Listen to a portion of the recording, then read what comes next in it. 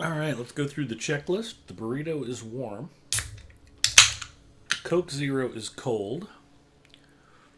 I see my big giant head.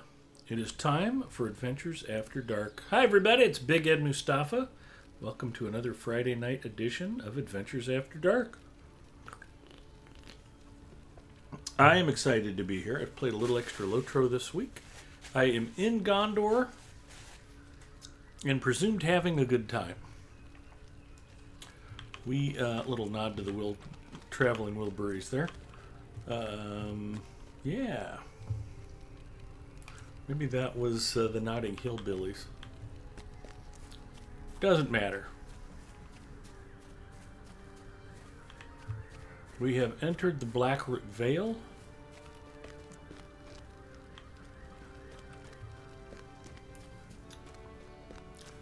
And completed a bunch of quests. And Wednesday we even killed our first roving threat. Which isn't as useful as it used to be, but it's still fun.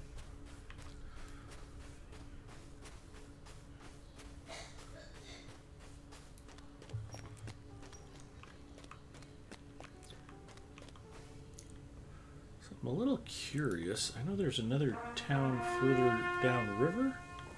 Kind of wondering why I haven't been vectored there. Maybe I have been and I'm just not paying attention. We'll go see. Don't really need any more Aerlingus Skarn. Don't really need any less of it though either. Yeah, let's see what's downstream.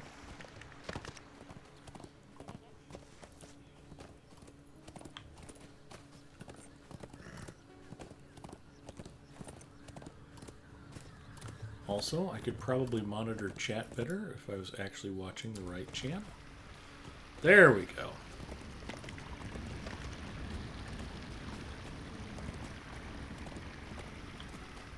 Sardal. We ride for Sardal and for glory. What is going on here? Not a dang thing. And I don't have any quest rings up yet. It's a bit puzzling. Well, let's check the quest log and see what I do have.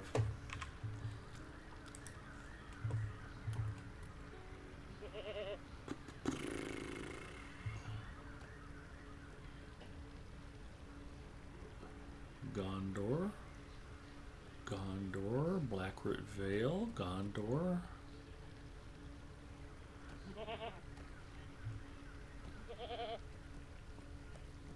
Gondor.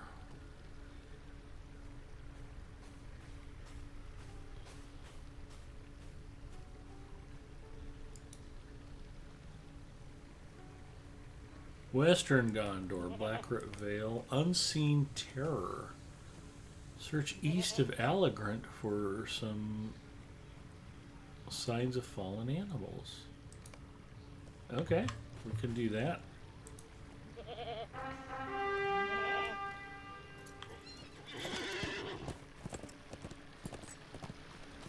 We will ride from whence we came.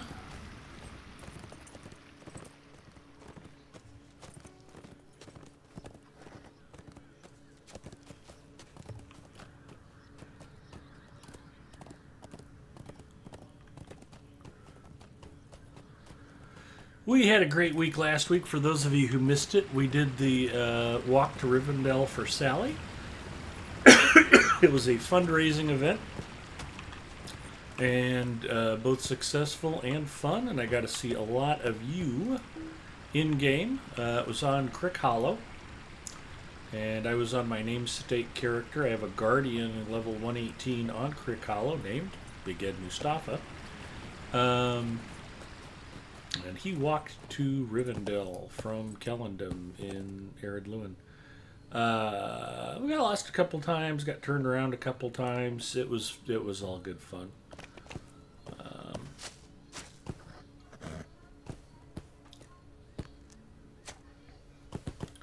But I enjoyed getting to rub elbows with so many of the other streamers in game, getting to see some old friends who I hadn't run into in a while.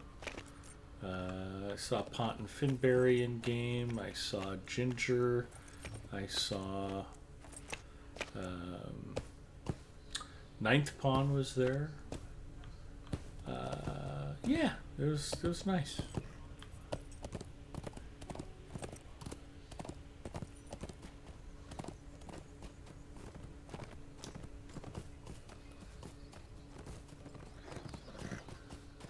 Some of the creatures don't bear wounds.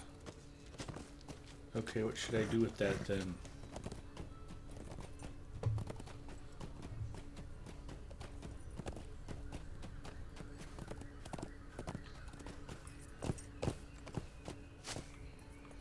Seemingly slain by fear alone, fallen creatures bearing no wounds.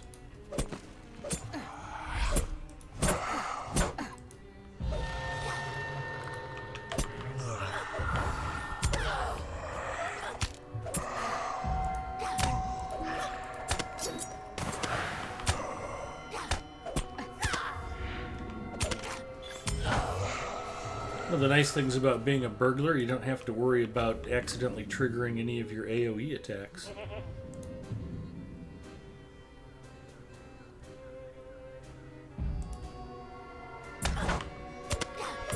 You only have one.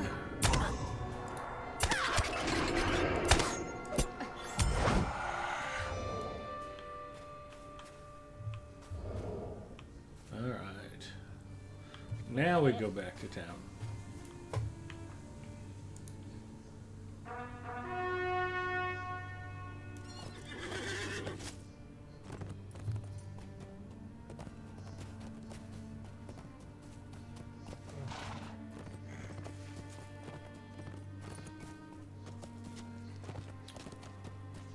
Adela Valathorn. Man, let me try to remember all the streamers that were in game. Perwithian was there. Potino Bowen. Professor Teacher G. The Green-Eyed Gamer. Man, the whole world was involved in that. It was a lot of fun. It is great when the community can pull together for a good cause. And I say that not coincidentally, knowing I'm about to start raising funds for Make-A-Wish again this year. But tonight is not that night. Very soon, however.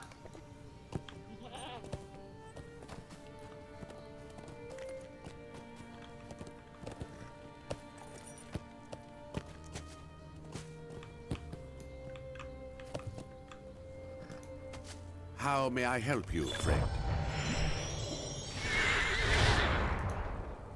Gondor needs your aid. Talk to Melanin. Now I'm getting vectored to Sandal. We ride for Sandal, and I'm known to Dol Amrith, which is one of my favorite places in game, and I'm looking forward to getting to Dol Amrith tonight. It is very pretty there.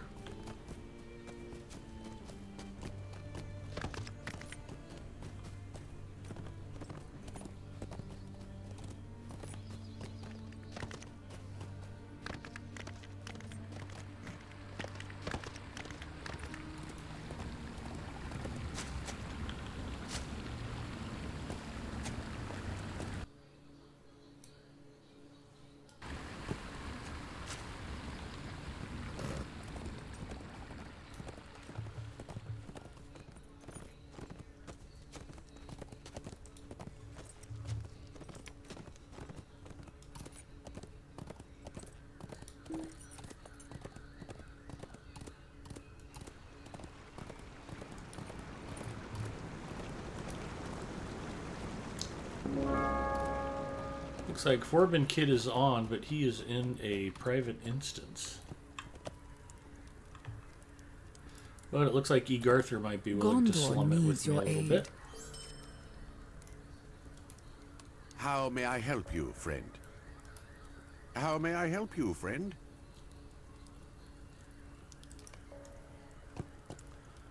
Spider's Madness. Let's go find out why the spiders are so insane.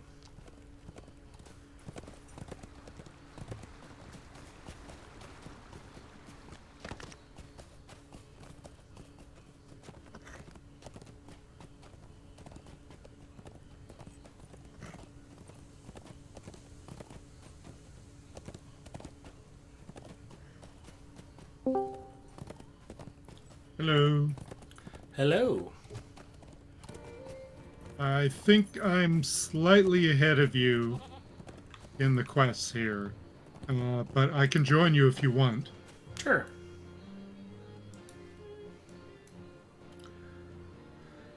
Well, I think I did the spiders last time. Well, I thought it might be fun to group up because that village full of orcs. I was planning on going and wrecking that for a while before I moved up through the neck of whatever, Lamedon. That was a very angry bear.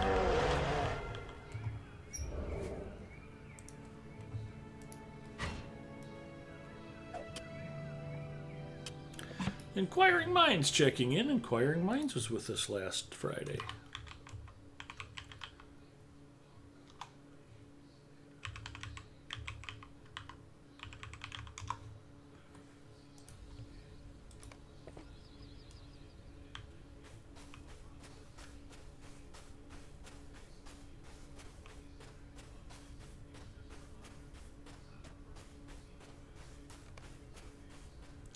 You've found a slain hunter.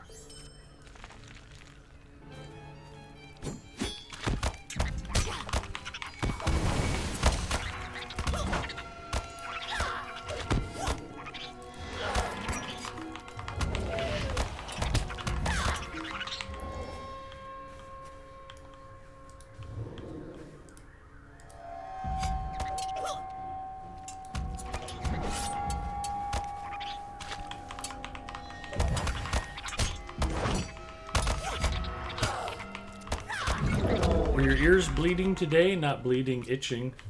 No more than usual.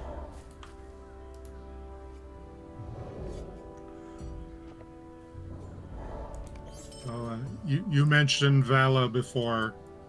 She's a big fan of Morgoth, and the name of the new expansion has been announced. It's the Legacy of Morgoth. So she's beside herself. Yes, Well, yes. I hate to break the news to her that it's going to be full of winged Balrog. Well, let's not tell her about that part. All right, we'll keep it to ourselves. We'll let her find out in her own time. Was there a discussion of the biggest jackasses who stream Lotro today and my name just kept coming up? Is that what happened, Inquiring Minds?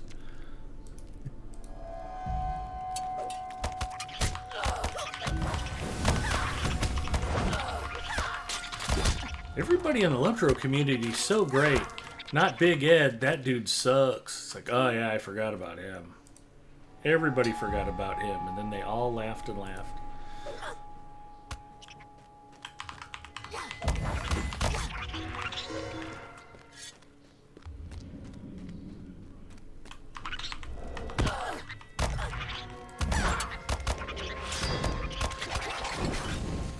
Let's check this corpse for snacks.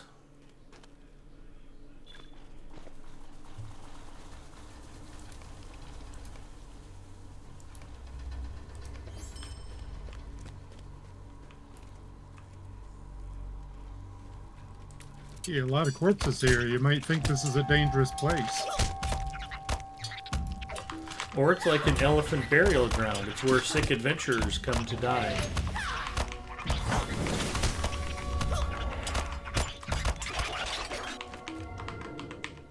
Oh, he's showing animations on my stream today, and one of your airplane and Epic wanted to know whose the plane was.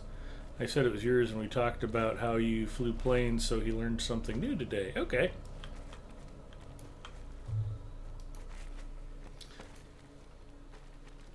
In fact, I was hoping to get out next week and do some airplane flying, and then I saw the weather forecast, and we've been unseasonably cool and comfortable all summer here in Omaha, and the dog days of summer start this week. So, yeah, they're talking like 100-degree temperatures, 110 heat indexes.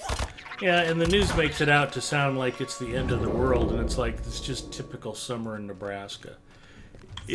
Just about every year we'll get a day or two of 105-degree heat.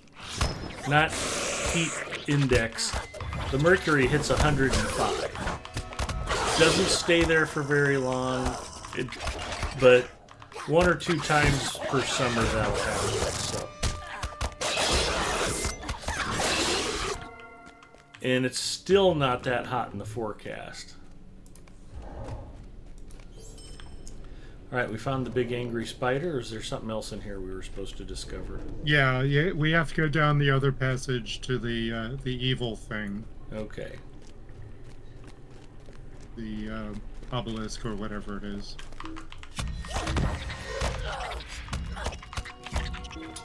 Aurora checking in. Hi, Aurora.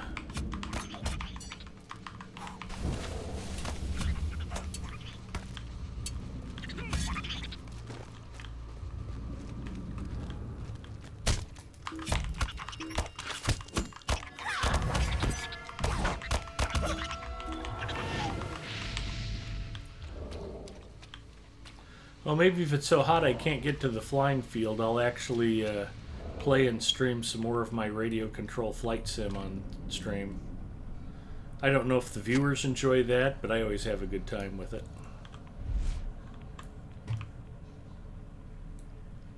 It's a dead guy.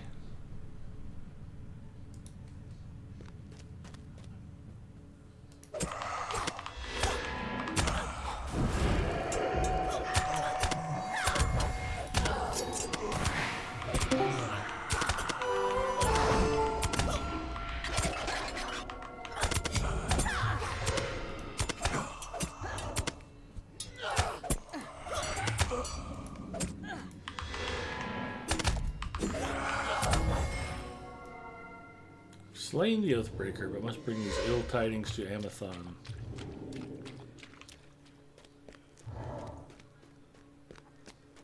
Forbin Kid checking in. Amber says, hey, just lurking. Death and Below says, hi, Big Ed. Hello, Death and Below.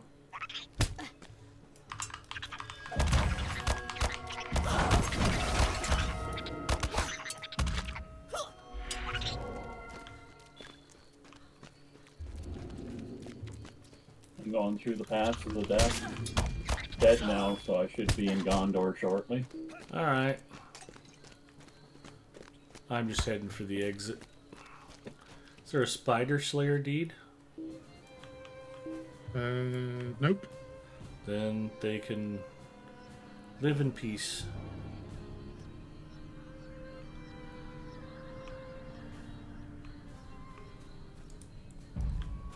Alright. YOLO! Don't let the spiders eat your horse.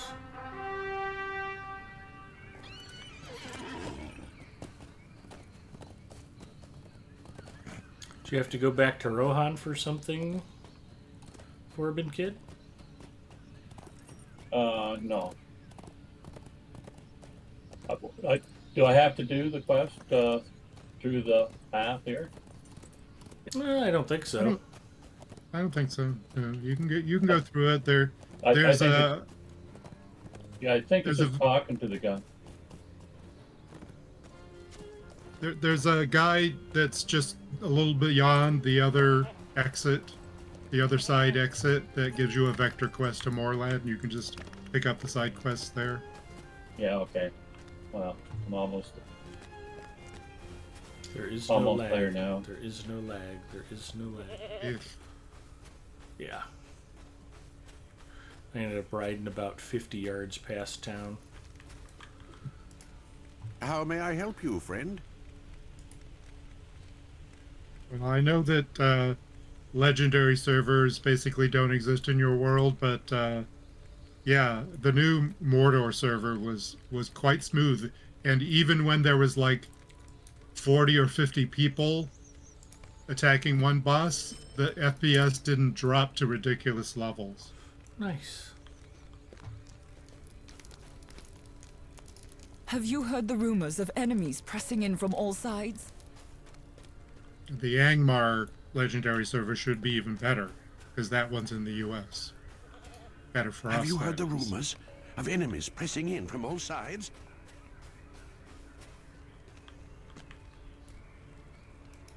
These are troublesome times indeed.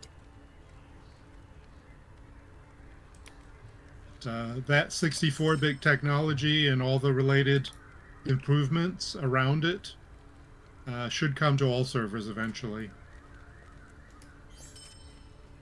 So even Gladden might be playable. Now you're just talking crazy. Even Hitbolt in Gladden might be tolerable.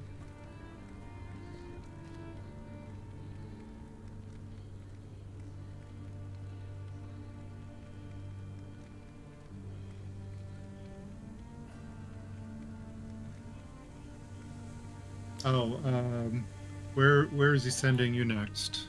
Oh, I'm Or actually you're- just trying to clean up inventory real quick. Okay. Yeah, I started doing the fishing, and or I should say the fish nets, and collecting the slain animals. Collect the slain animals and use them to make a delicious stew.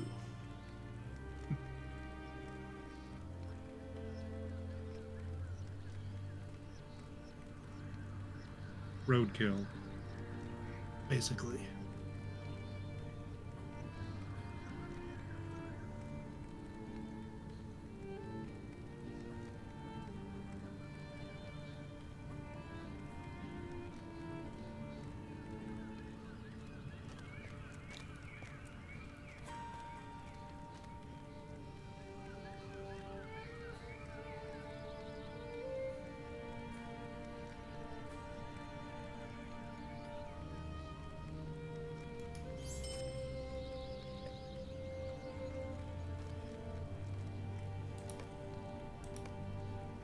Sweet! I've got 4 open pack spaces. Let's go kick ass and chew bubble gum, boys.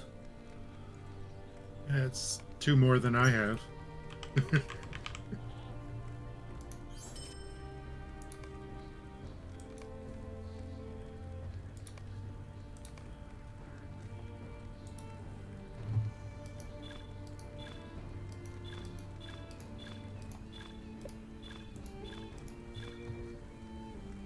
How may I help Oh you? yeah, I friend? remember how tricksy they are with this. They put some of the corpses behind rocks, Mm-hmm. so you can only see them when you're going in one direction. Yep. So you almost always have to go back and forth and back and forth. Very, very sneaky. Trixie hobbitses.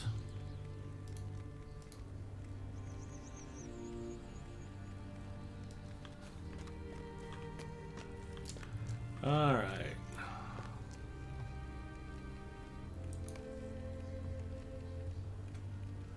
Oh, search cocoons for missing Gondorians. That's the cave where we just came, wasn't it? Maybe. I don't remember doing that one. Interesting, it's not shareable either. It's really weird. I wonder if I missed a prereq somewhere.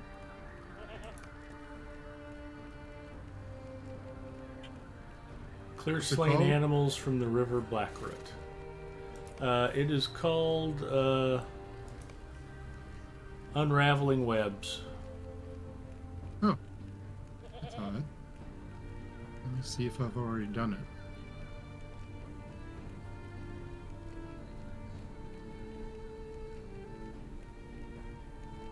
Oh yeah, I did it, I guess. Okay. I just forgot about it. Okay, we headed back up there then? Yeah. I'll head up and knock that out real quick.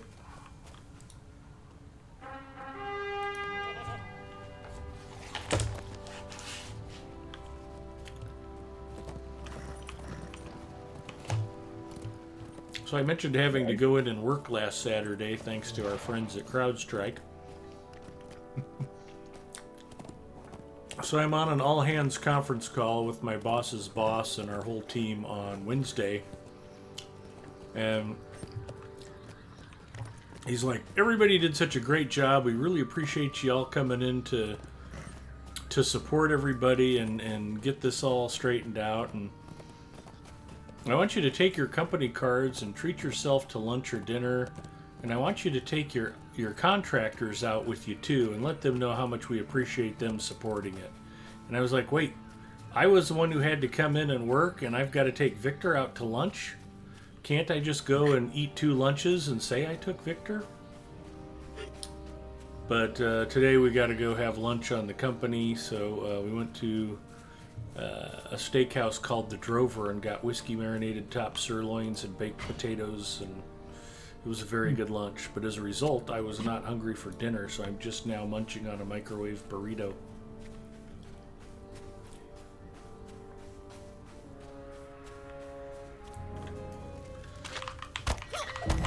And all of the cocoons are actually in the cave, so I may as well just run inside.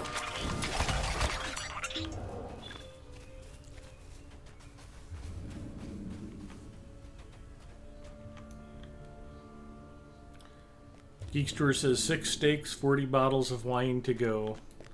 Unfortunately, after the whacking my boss took, the last Friday night, the team was in town when we did our network cutover a couple weeks ago. He's like, what's the best steakhouse in Omaha? And I was like, So I named a place called Mahogany Prime, and I only know it by reputation. I'd never been there before.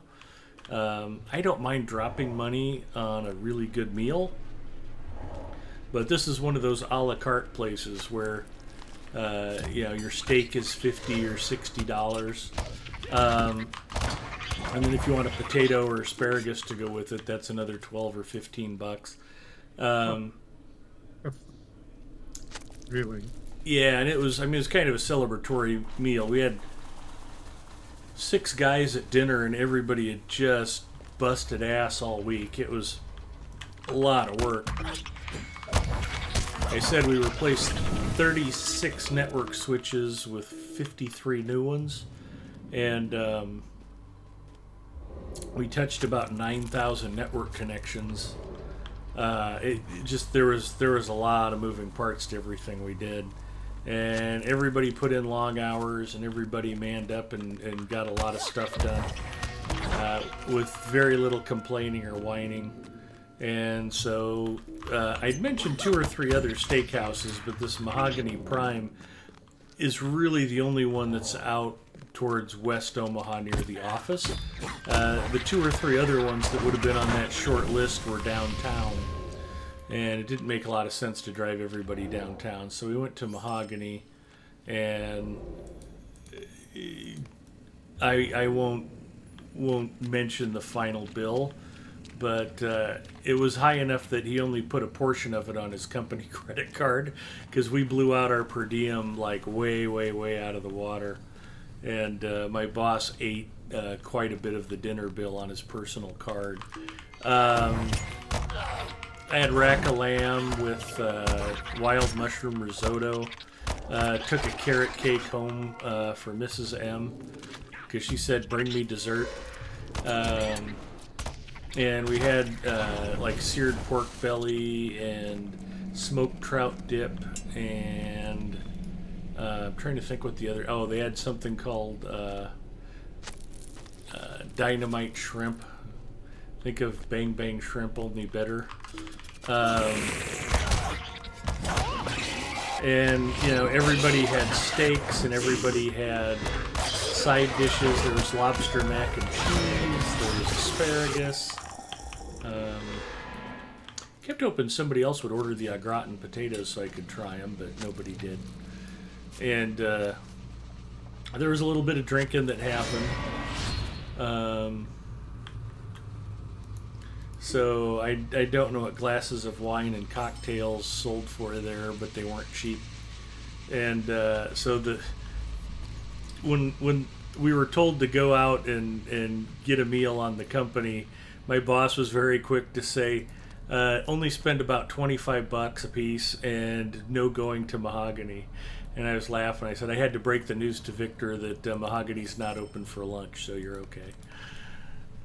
So my boss got a chuckle out of that. But fortunately, the whiskey marinated steak special with your choice of potato and soup or salad is exactly $24.95. So it was right at budget. They know their audience, huh? I guess so.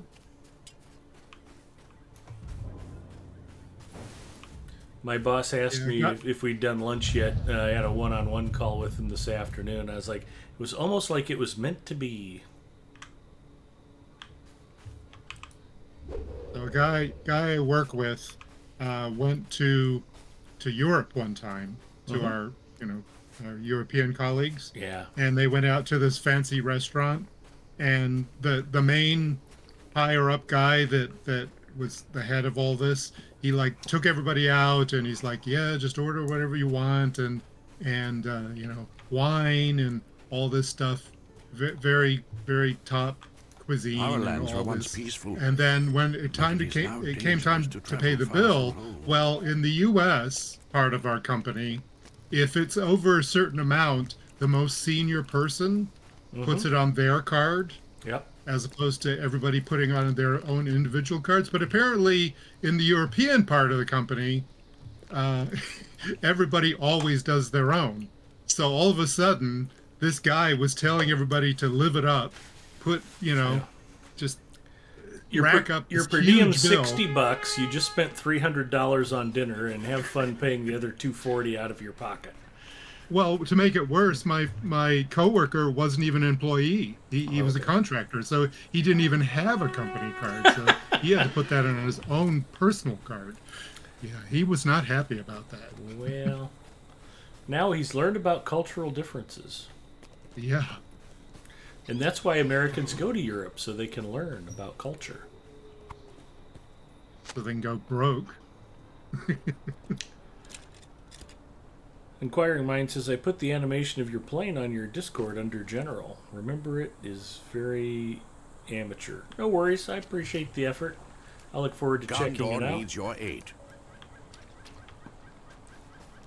Barrels out of Blackroot. We got fishing nets to check out.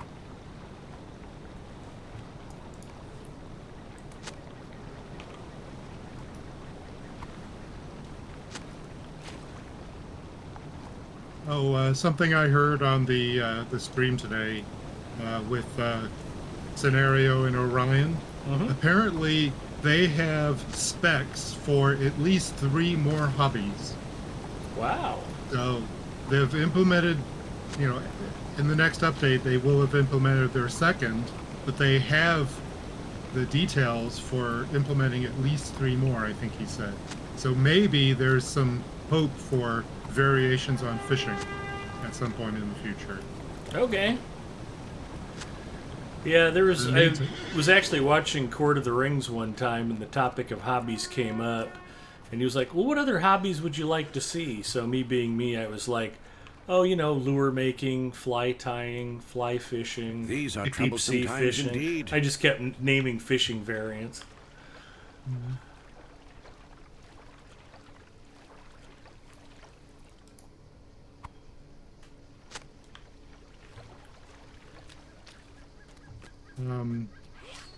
Orion teased one of the hobbies. He said it's something that originated in the Shire, which took me a while to think about it, but I think I know what that is. It's the one that a lot of people have been asking for.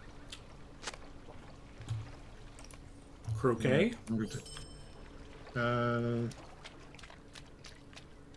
Kind of. Okay. Spy delivery. All hobnanigans all the time. I know that's one of Zinger's requests. Yeah, I mean, Freelancer time, put his guess in the chat. yeah, it's got to be that. I mean, what else could it be, right?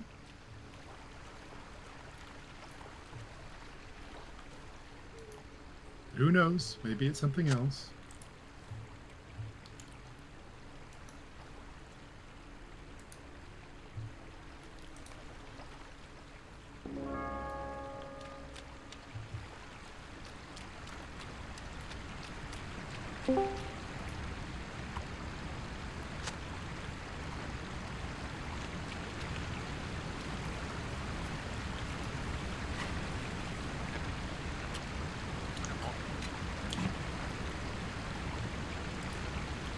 Well, I'm sure they have a spec for golf, but whether that's the next hobby they implement is another question.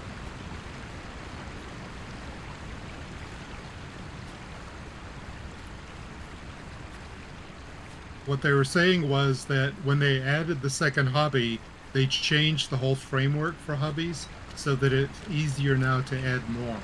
Oh, good.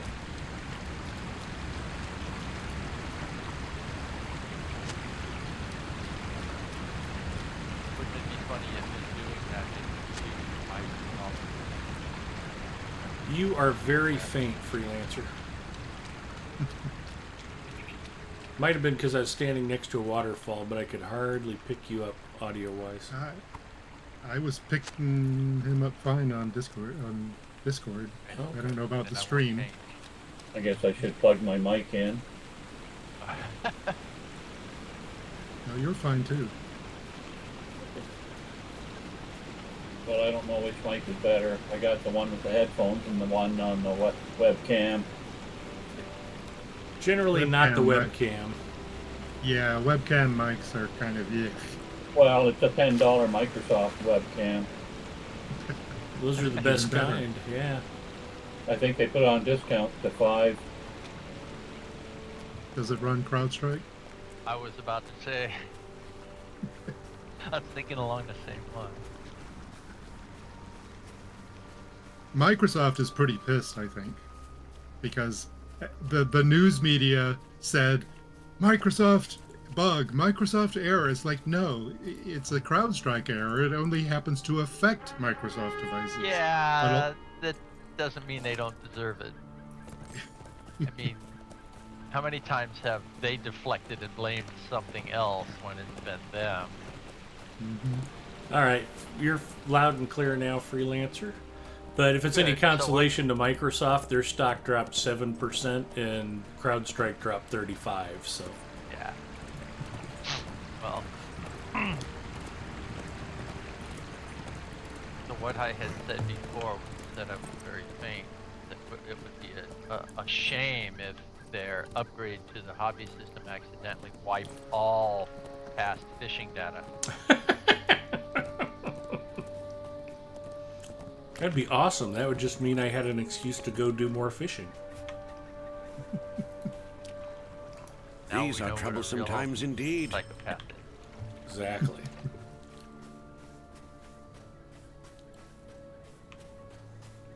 Oh, I think we're out of sync. I forgot.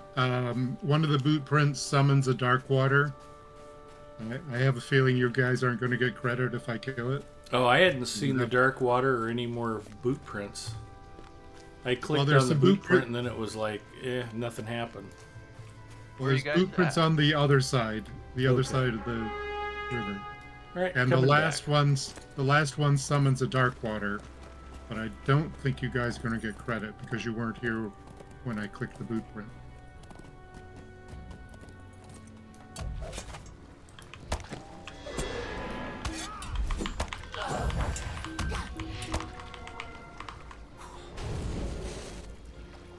I love it when dark waters take a nap. That's why it's always best to get a bleed on them before they do.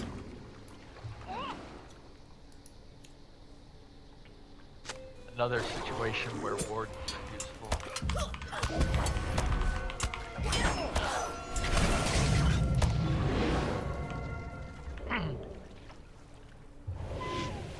There are times when dark water will go under, or a cave claw, or one of those things that buries itself, Deep claw. and they're still Gondor not immune needs your to aid. morale How may paths. I help you, friend? Sometimes they are, sometimes they're not. But it's really good when, yeah, you get a DOT and a run to go. With the More K-pods, it's dots. funny because when they die while they're buried, they pop up to die.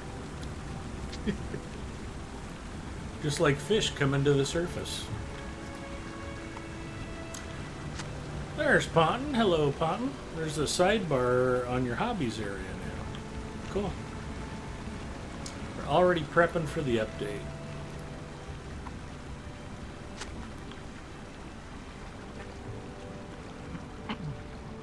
And of course, also on the crafting panel. Oh boy, more crafting. Have they talked about what they're going to do with the harvesting tools to? Well, yeah, on Bull Roar, there are 15 new tool recipes for 4 profession tools. So that'll cover a number of different 4 profession combos, but it'll also cover more of the 3 profession combos, so you don't have to swap your tools if you don't really want to. They are minimum level 90, though. So it'll be a while before your lower level tunes will be able to use those. I'm missing one animal corpse somewhere. Yep, it's probably behind one of these rocks that you can't see from the other direction.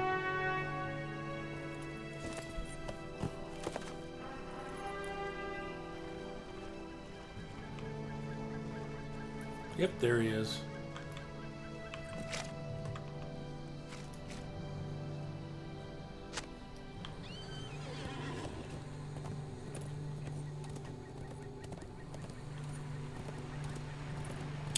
Ponton is eating berry sorbet.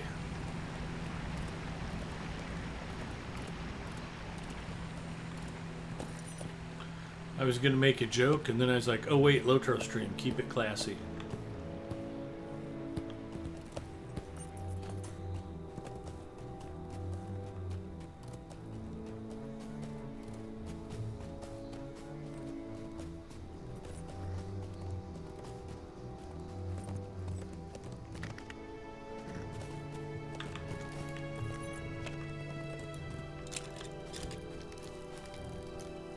Have you heard the rumors of enemies pressing in from all sides? Apparently there are enemies pressing in from all sides. Alright, let's go Probably search why for she the missing hasn't- hunter. That's probably why she hasn't slept for days. That's depressing.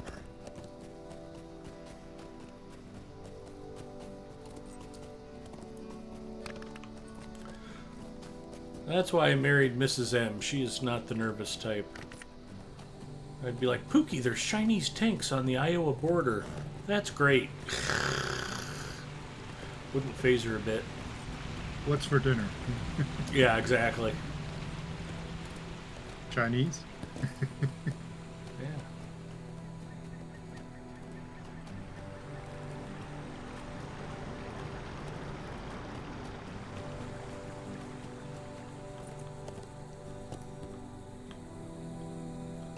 Isn't this the hunter I'm supposed to be searching for?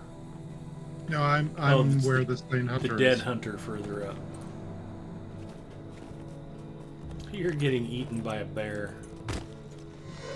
Yeah, when you're a little under level and you have landscape difficulty on, it can be fun.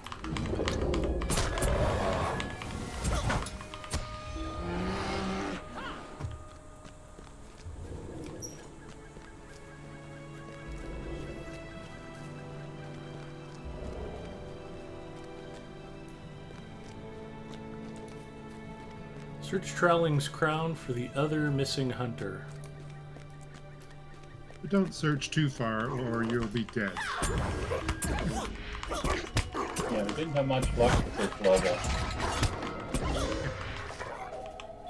This area of the river. You were too late to save the hunter, who bears grievous bite wounds.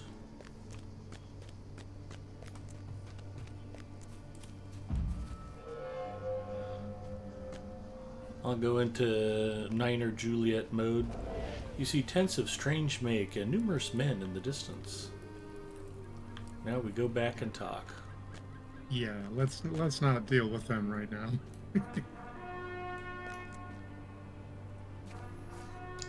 We need like a sacrificial brawler we can throw at him.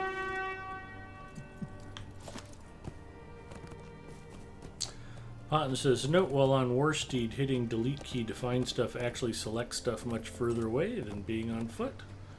Interesting. Interesting. Yeah. Pro player tip from our friend Potton Finberry.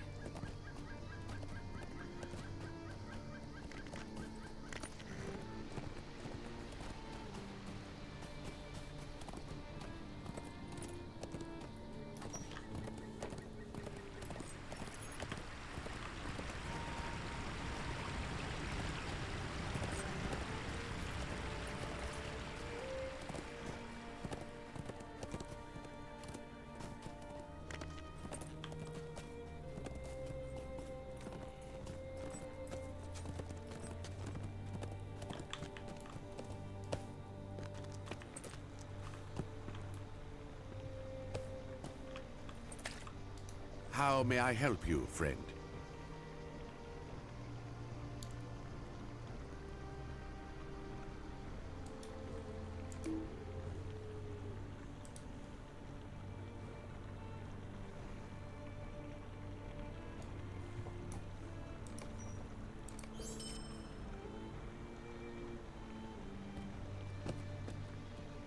I don't even remember where you get the quest that starts you in Tarling's Crown. How may I help you, friend?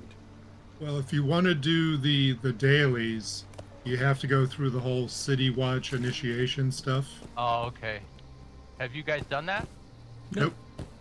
We discovered that apparently level you need to 100 be to level start. 100. Yeah. Oh, okay. Back to Morlid.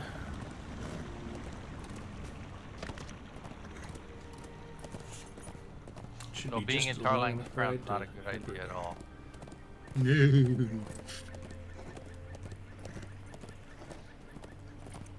All pain, no gain. Oh, this is bogus. You also can't use Warsheet skills. That sounds about right. Gauge of Warhound, and it's like, oh, I can't fight it.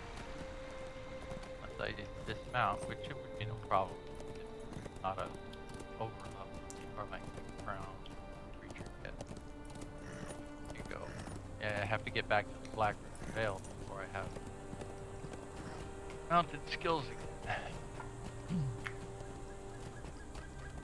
Fine. So I came around this side for really no.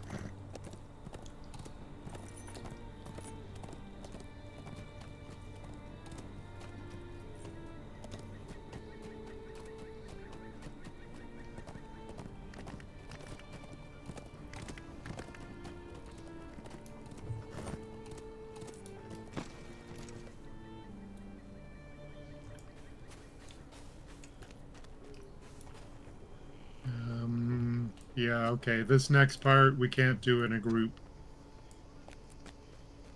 Where are you at? Gondor needs your aid. At Morlad. Oh, I did that last. What day?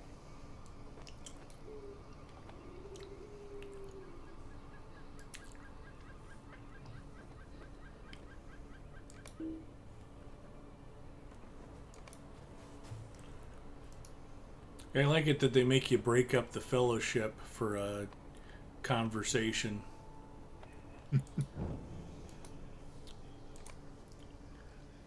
Disheartened by news I of need the to know whether Oathbreaker's to use influence the on the singular Vale or the and the plural growing threat in pronouns. Tarlang's crown, Malthalam has called you and Lady Rosfine to council.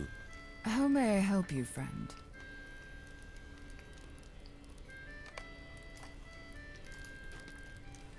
How may I help you, friend?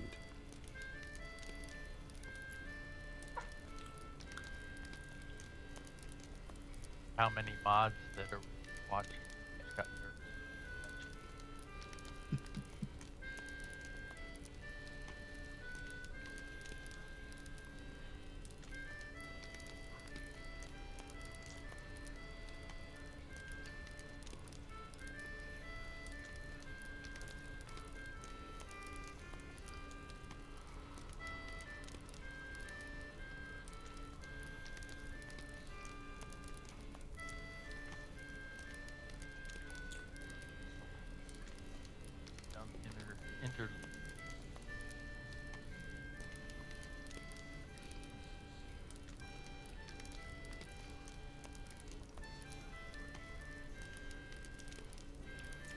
You have to select the guy to tell a story. It's like, can't you just tell a story to thin air? They're going to hear it anyway.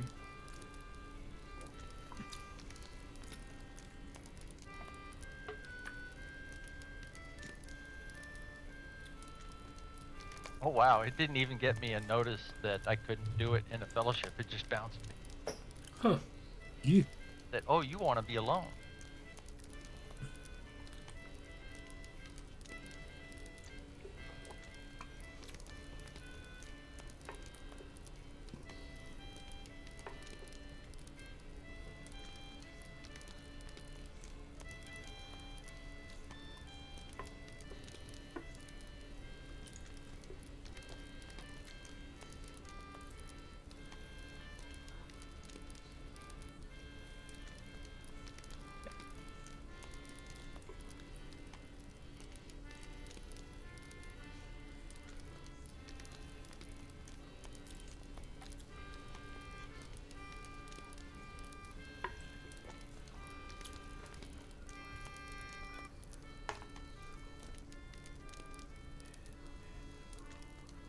The Orcs and Tinkerbell. Jingle bell.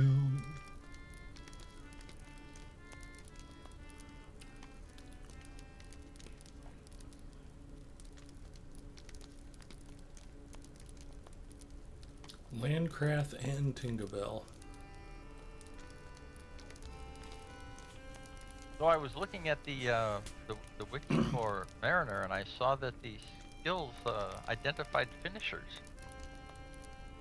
Yeah, I don't know how that happened. Just kind of spontaneously These are troublesome times mentioned indeed. finishers, and also showed a picture of the balance beam thing.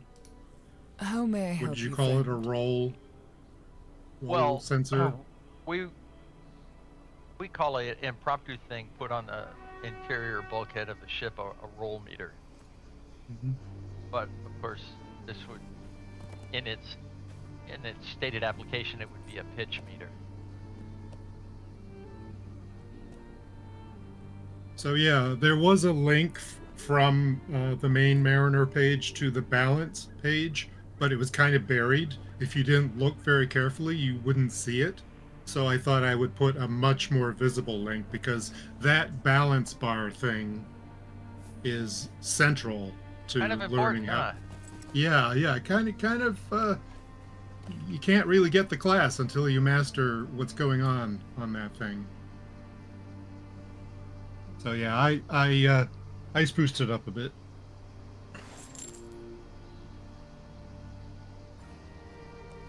So with the main skills list, being able to sort them in each column is cool. Well, Don't but have they're that. separate. They're separate tables though, because there's one table for the basic skills and then for the spec-specific skills. So Right. one sort. That's what I was saying. The default skills. What news do you uh, bring, and traveler? But what's funny is, so there's a table that just has one item in it, the fire pot, the tracery enabled skill, Yes. and yeah, and the header on that allows you to sort, Well, which is okay, kind of funny given that there's one line. okay. That's because I did a copy and paste. Yeah, I know.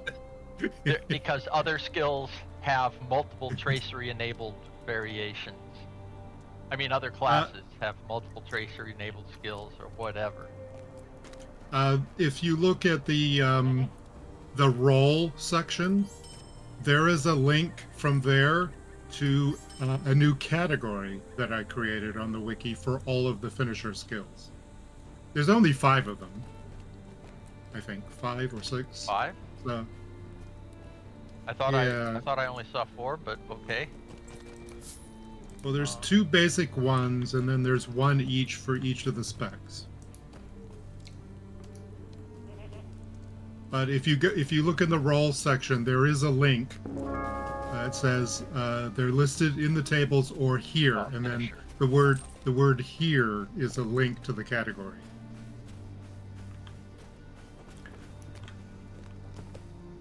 Anyway, it should be hopefully more obvious, but I could always make it more obvious. Is this the part where I should just go raid somebody now and let you guys finish hashing this out? No. These are troublesome times indeed. These are troublesome times indeed.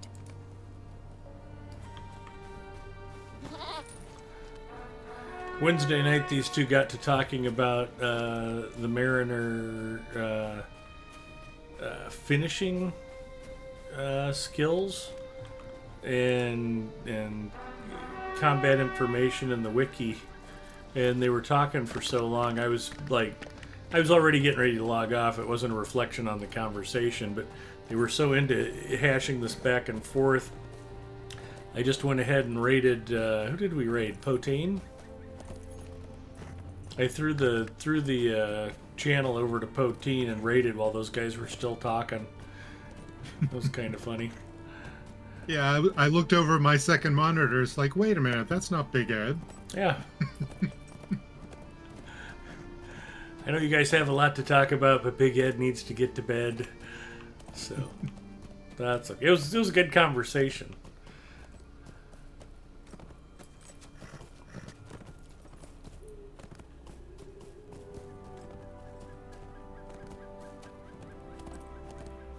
Oh, we need to pick up the quest for Tingle Bell first, right? Yeah, I think we go to this village and then head up the hill.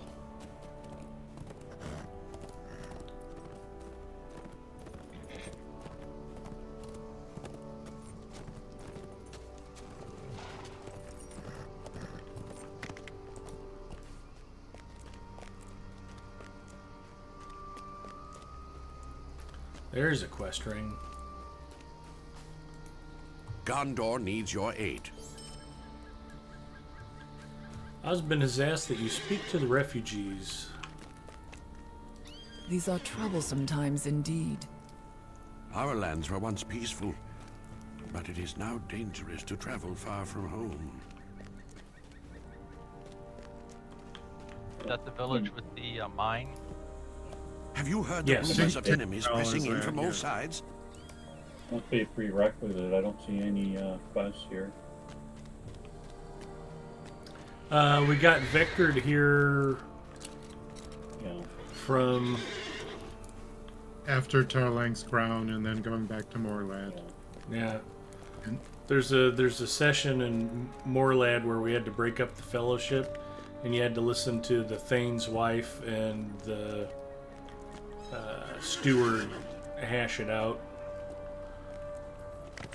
Like, we don't want a two-front war. Go secure Tingabel. It's like, okay. Oh, there we go. What's the name of the quest? That vectored us here? Gondor needs your aid.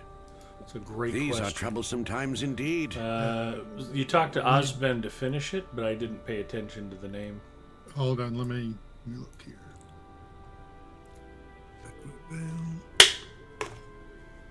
There's Zinger checking in. Hello, Zinger. And hello, Poteen. We were just talking about you. Let's get our friend Poteen a shout out.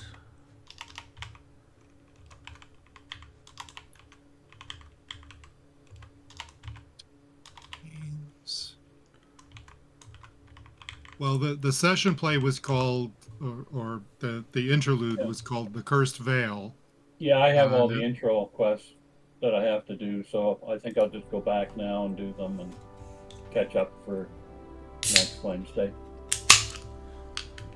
Trying to find the follow-on quest. Well, I'm glad that works. Inquiring Mind says that's what happens when you mention their name, they appear. So that might work with Poteen O'Bowen. It does not seem to work with Amaranth or with Sasha Gray. I cannot get them to magically appear in my chat just by mentioning them. The vector quest is called Loss for Loss. Okay. Yeah, I've done that. All right.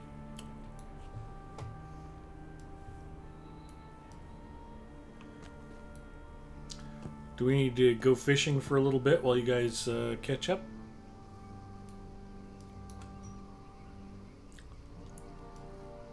Because going through and chewing up all those orcs on fairly fast respawn, I thought would be a good group activity tonight, but we all want to have the quest enabled.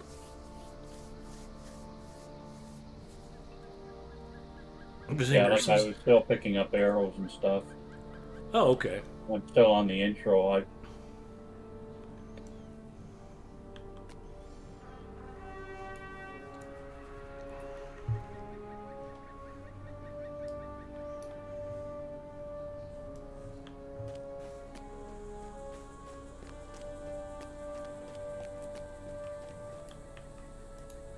Well met.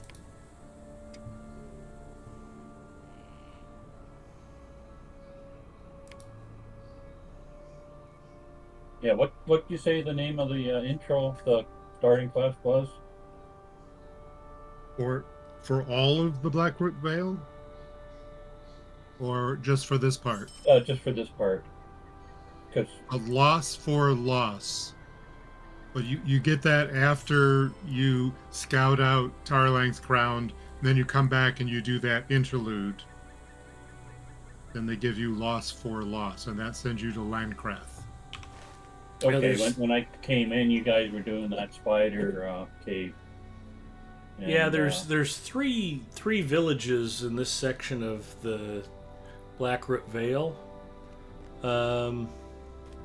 Why are their names not on the map? This is the kind of stuff that drives me nuts. Morland is shown, but you just get a couple of quests in each of the three villages, and then they have you look for some missing hunters by Tarling's Crown, and then it's back to Moorland, and then that's what vectors you here. Okay, well, I'll go back and finish those. Okay. You can carry on. I'll catch up later. So Ed, if you don't have everything selected in your map view, you might be missing the town names, but I see them on the map. So Oh, okay. try select all, maybe. I greet you, friend. I'm not seeing them. I mean, if you hover over the point of interest markers, you can see them, but there's no actual text. No, they're flagged. Yeah, Tinkerbell, the Hill of Irek, the Zardal, Langcraft. Al- They're labeled. Allegrant. Allegrant. That's the one just next to Moorland. Yeah.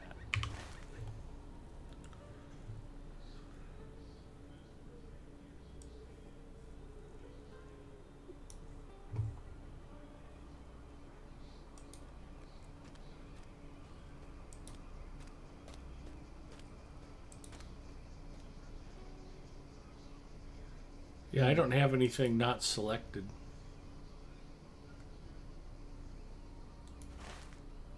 No.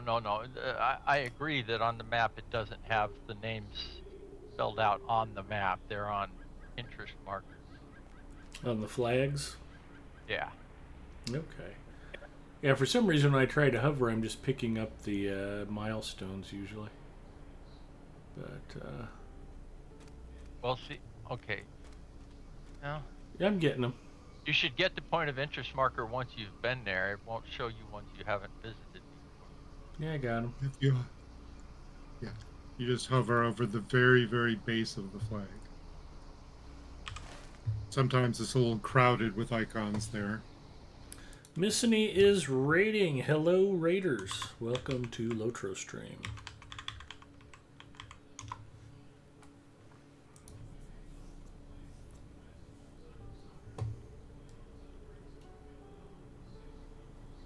I'm in the middle of the story with the family that's got the stupid uncle.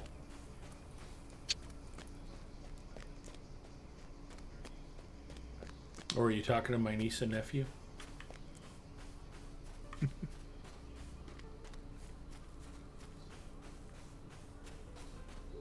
So you're all the way down in Lamarama Ding Dong? Hi, Missy. Excuse me. Hello, Missany. I am doing good. Thank you. Other than my speech impediment. No, everything's good.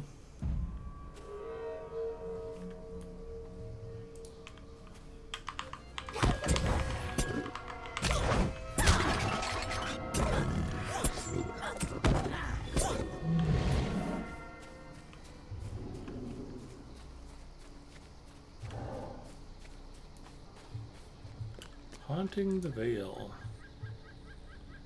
Defeat the dead at the Stone of Eric. Alright, that'll give me something to chew on while we're waiting for Forbin Kid. Did you get the quest, The Walking Shadow, from Langrath? Yes. Okay.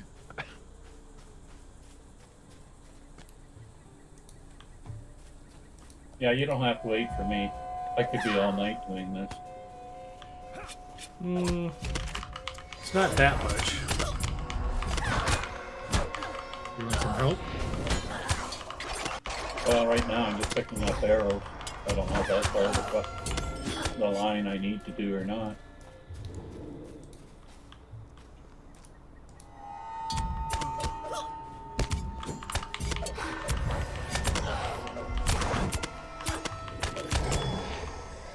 How's the stream going? Stream's going pretty good. Our group just finally broke into Gondor, and we've been doing some questing in the Blackroot Vale. And yeah, other than the dead, it appears nothing has disturbed the hills.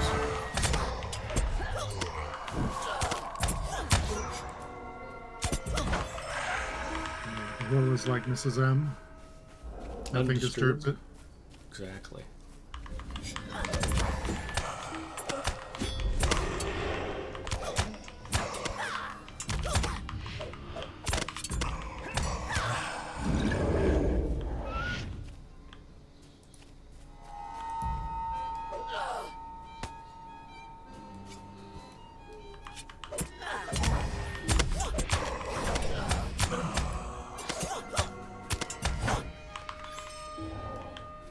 Yeah, there's a lot of good questing out here, too.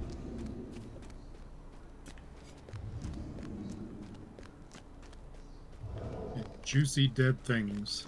Stone of Eric stands untouched, but you notice curious footprints near its base.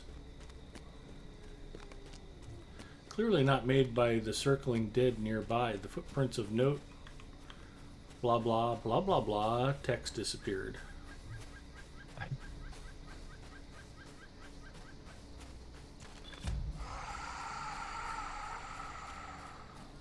Love it when major text that banners across the middle of your screen there, and then when it disappears a little bit too quickly, it's not repeated.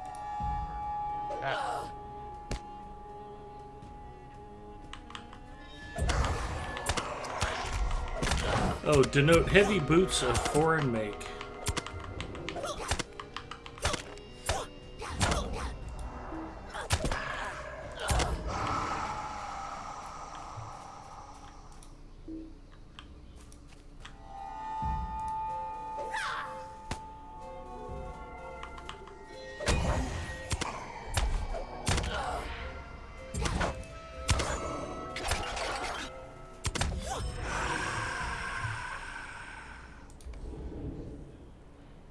Haunting the Veil, done.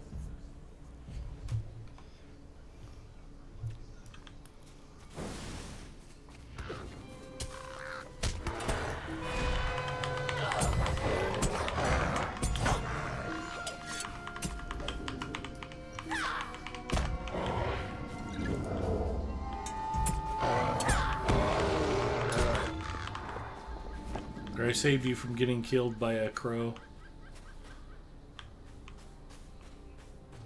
That would have been humiliating.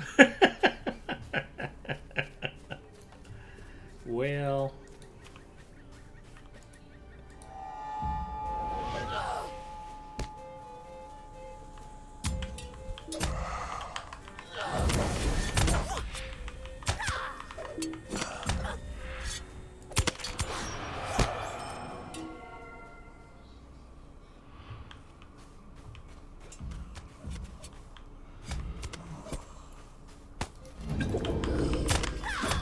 Just you wait, dead things. In another level, I'm going to get a reforge, and you're going to be sorry.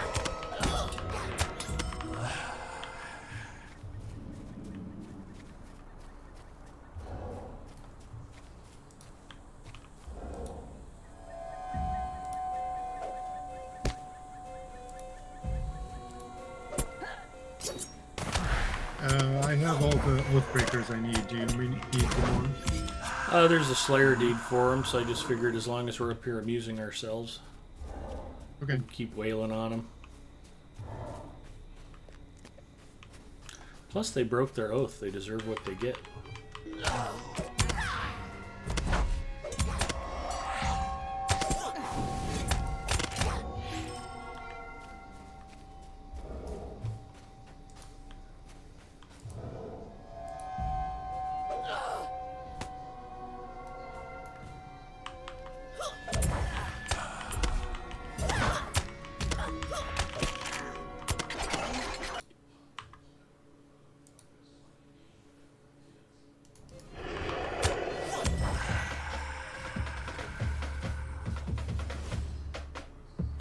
Shadows traveling.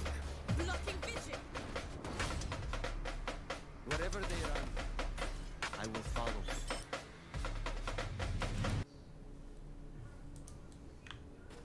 Sorry for that. I was just making sure I was following Missimi. I am, of course.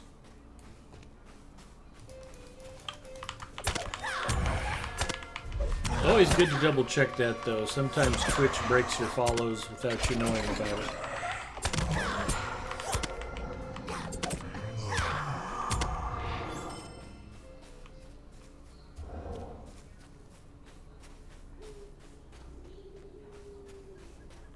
Do I have to do this interlude now?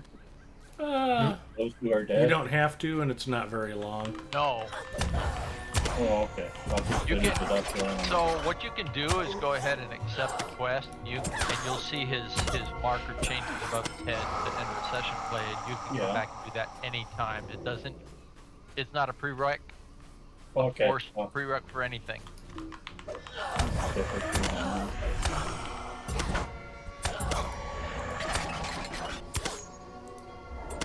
And the only reason I take that step is because it takes the gold ring off his head, and I'm too OCD to ignore those.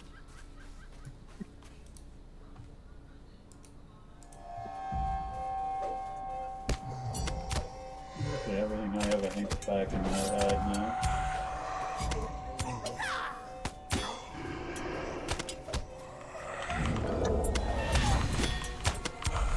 I think the first character I took through here, I accidentally did that like 3 or 4 times.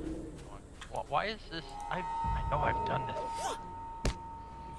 Why did they make that repeatable? I mean, once you've done that enemy, you've done it. Because it's so exciting, you just want to run it again and again.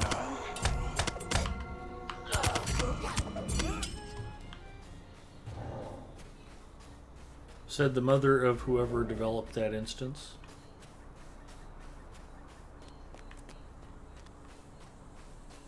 Or for people like me that forget it. Mm-hmm. Yeah, anybody with vascular dementia would be glad to be able to rerun that.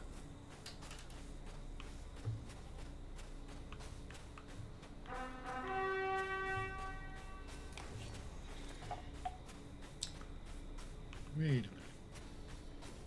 I already examined the footprints. You should look at them again.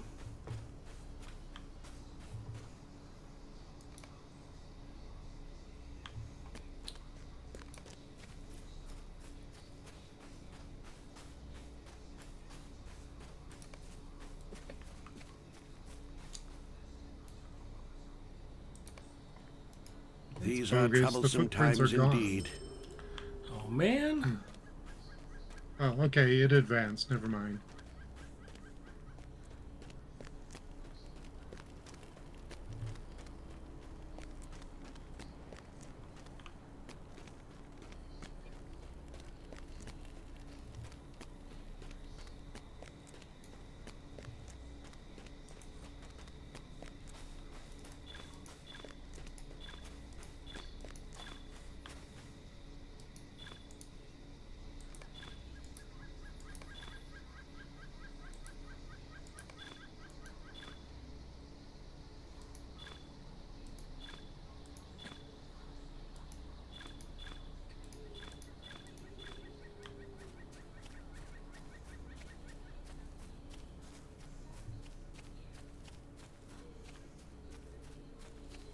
We could keep chasing off the white stag so that Forbin Kid can't find it. That might be fun.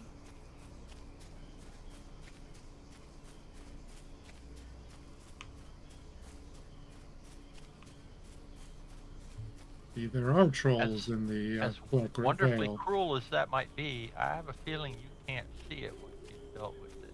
Yeah, you're probably right.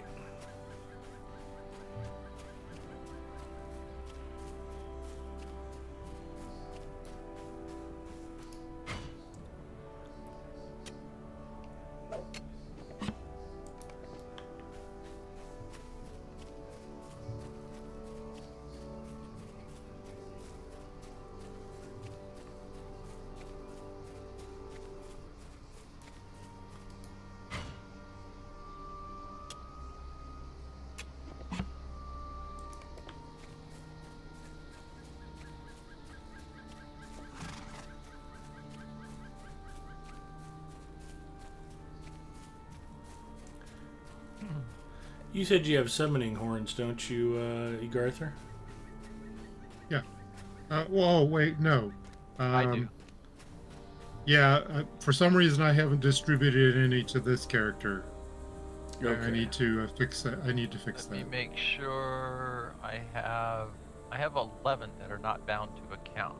Got a full stack that are.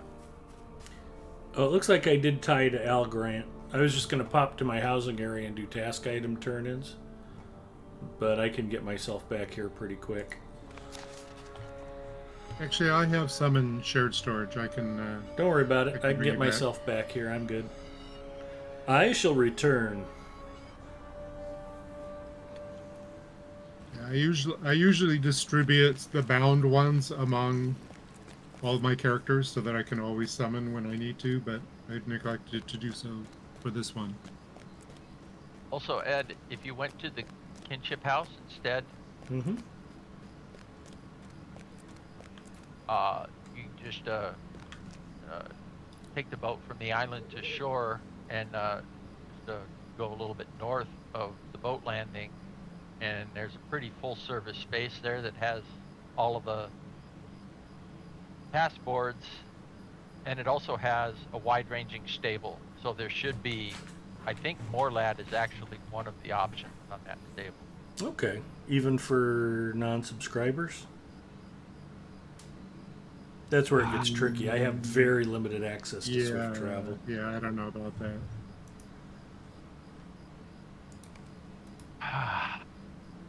Whatever, TK. All right. Try to help him. And he's like, no, I don't want your help. It's a matter of principle. Being free to play is a matter of principle for Ed. So Is it though, or am I just really cheap?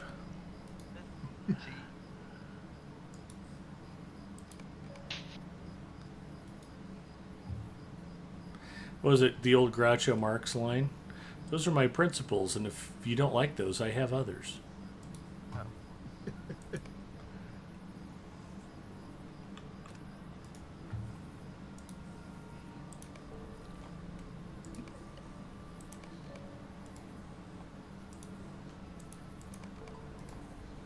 said,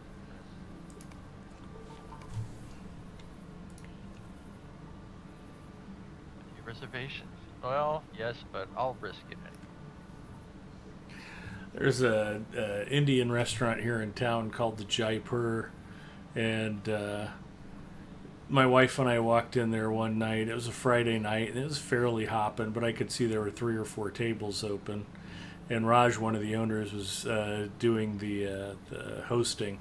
We come walking in. I was like, "Hi, 2 for dinner? Do you have reservations?" "No, Raj. If I had any reservations, we'd have just gone to a different restaurant." I think I said if we had any reservations about eating here, we'd have just gone to a different restaurant. He laughed and sat us immediately.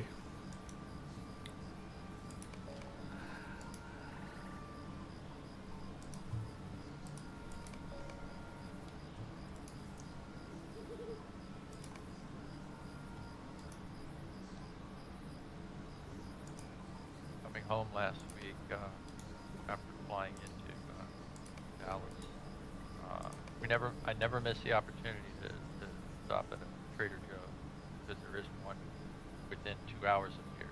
Mm-hmm. So we always bring the cooler with us when we're traveling.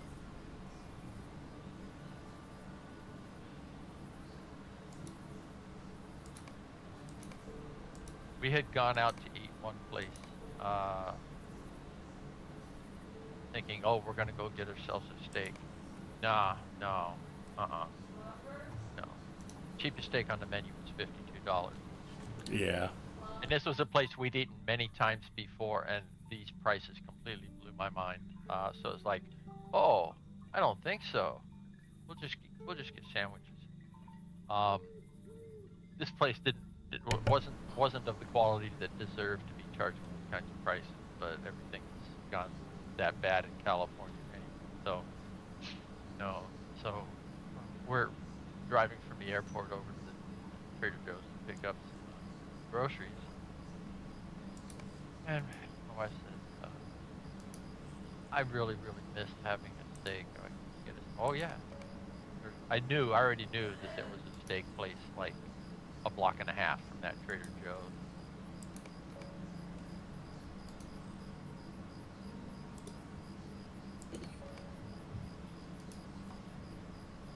$16-ounce New York was $22.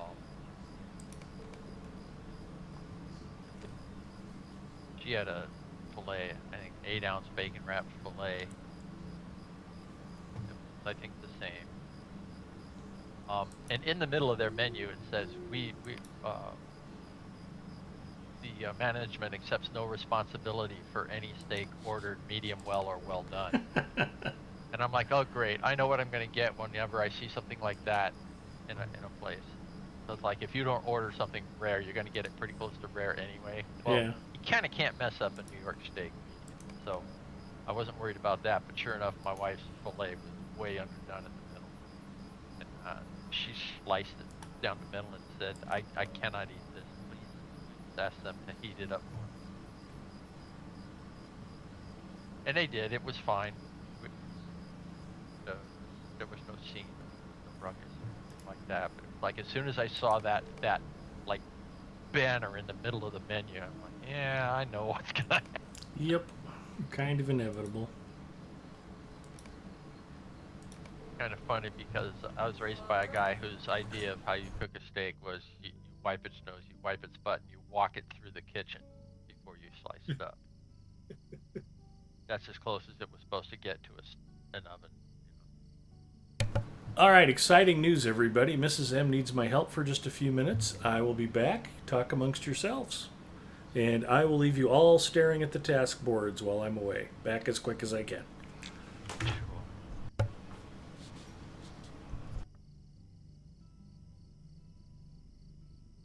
Get a great view of the Secret Labs chair.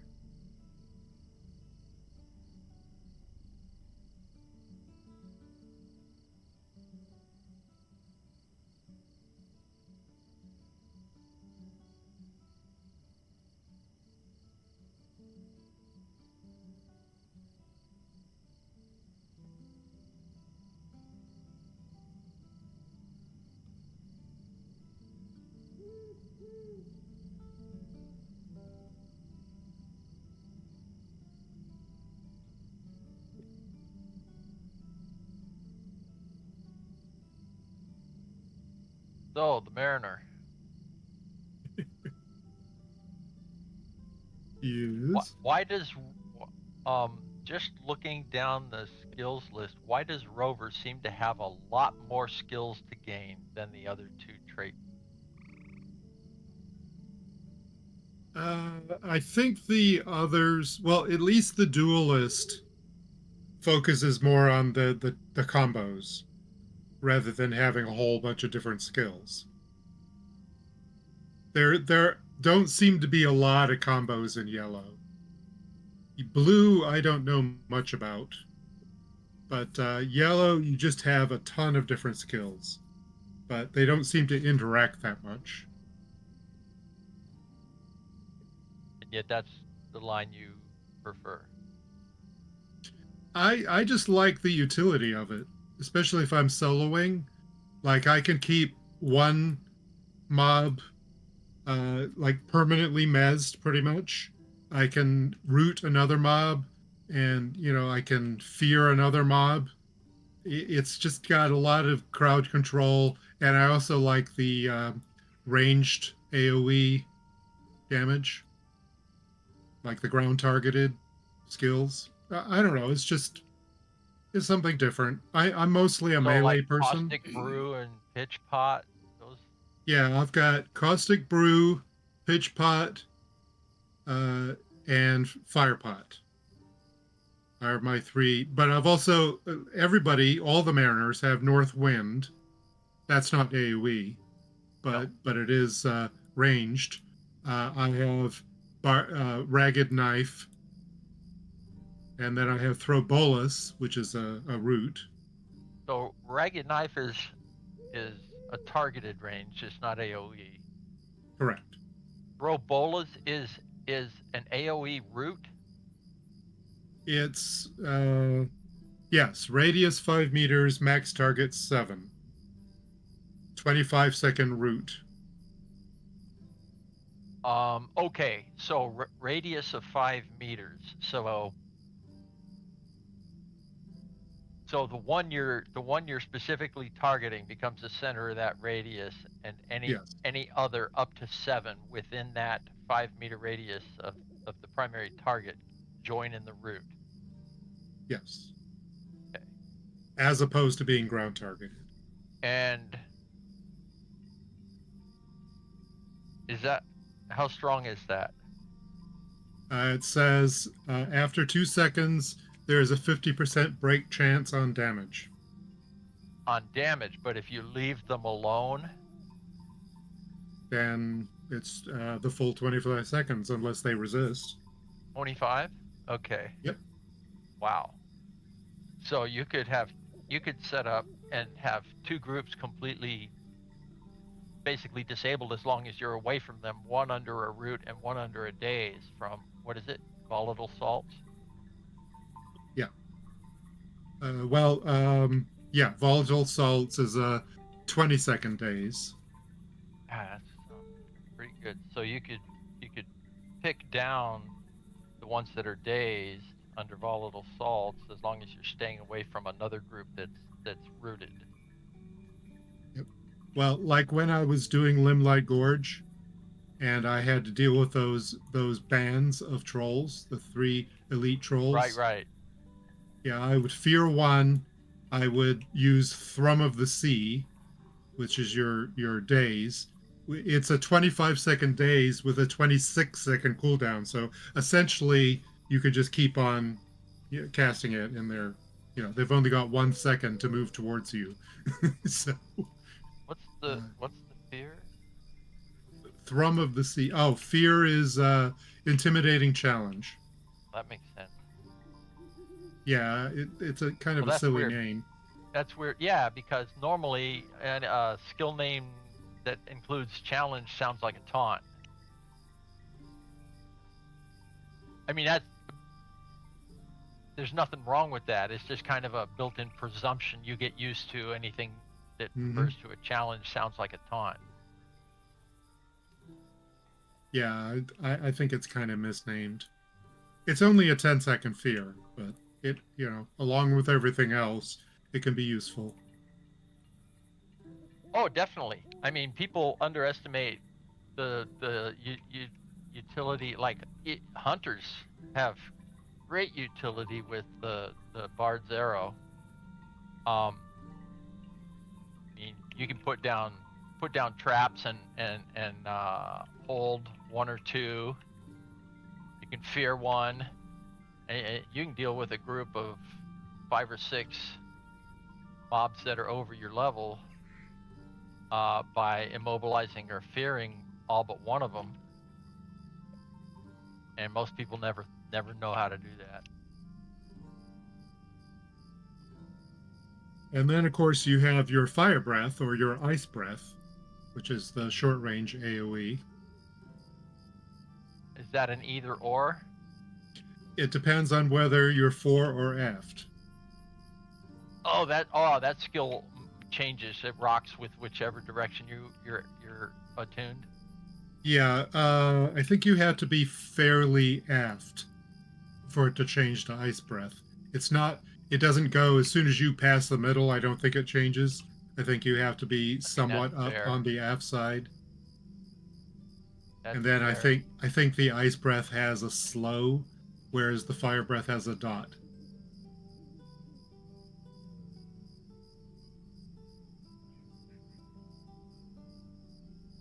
So this is forces me to ask a completely different question. Not completely because you kind of bring it up. So there's the two toggle skills that drive you fore or aft. Steady fore and steady aft. Yeah. Um, And the I duelist guess has fore with haste, which is even faster. is that also a toggle? I believe so. Hang I on. haven't played Red that much, but I believe it is. Yes.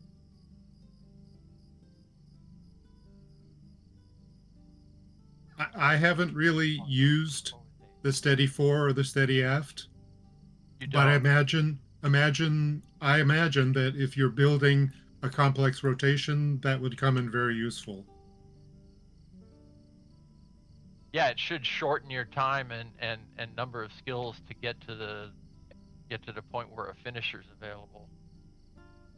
Or on the other hand, and this is actually what I was thinking, if you get used to like, um, okay, so I'm looking at, because you play yellow, I was looking through how I would arrange yellow. Um, and a lot of the yellow skills push attunement aft. I mean, most of them. And that's fine. But very few of them are direct attacks. So, well, there's tactical ones and there's ranged ones. But the real attacks are still the melee skills for the most part. Yeah, yeah, it's still largely a melee class. So if The, I was setting up like the way I was talking about it the other night, if I had my bottom row like just with the melee skills in order of, and I'm not sure what would be better, in order of cooldown or in order of how much they attune. I could just semi-stick to punching those while having the toggle of aft, and it would always be keeping me away from hitting that stun point. All right. Does that make any sense? Did we get the the wiki all time- sorted out? Sales checking in. We're not Hi, even- Sales. Actually, we're not even talking about the wiki. We're just talking about Mariner theory. Okay. I'm asking just esoteric, convoluted questions. Nothing wrong with that. So is that a useless thought? Well, the times I've played with steady fore and steady aft, it doesn't move you as much as you might think. It's not as aggressive as it seems. So I haven't spent a lot of time with it, but I think you'd have to experiment with it and see how it Because I'm affects just thinking the that rotation. maybe if you got really used to just focusing on the face-to-face melee attacks, if you weren't paying attention, you could drive yourself too far for. But maybe having the shanty running aft could mitigate that. Mm-hmm. And maybe that's useless. Maybe that's Well, I've gotten in the habit of just alternating between the fore and the aft skills, so I rarely get into the red zone and rarely have to even use a finisher. But I'm Right. probably not doing the DPS that I could be doing if I spent more time working out a better rotation. But a more concentrated rotation would probably necessitate you going after What do you stronger need? opponents. Because I mean, that's a problem that wardens have when they're in their like middle levels. You know, when you're like between 45 and 75, is you're trying to build up to those, you know, big massive gambits, and you don't get to because They die. the smaller ones are too effective. So trying to do the builders that have the big bonuses, you do the 3-chain version, then the 4-chain version, and it's like you got nothing left to fight. And I don't know. Depends on how good your weapons are, I guess. Or whether you're fighting on level, above level, whatever. And landscape difficulty, too. I didn't even want to talk about that. I know you don't.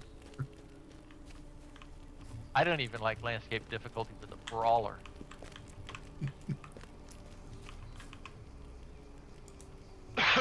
not because it's harder. That's not the thing, because I go out and fight 5-6 levels up all the time, but it's that it's unnatural to me. The way it's applied, like, oh, extra lightning strike on me for some random reason, or oh, I'm on fire when nothing fire-based has been thrown at me, or whatever, you know. Hey, That's look not... at this puddle that nobody could have dropped. Well, the puddle, you get the puddle, the Yeah. Eye of Sauron, but you don't get other effects.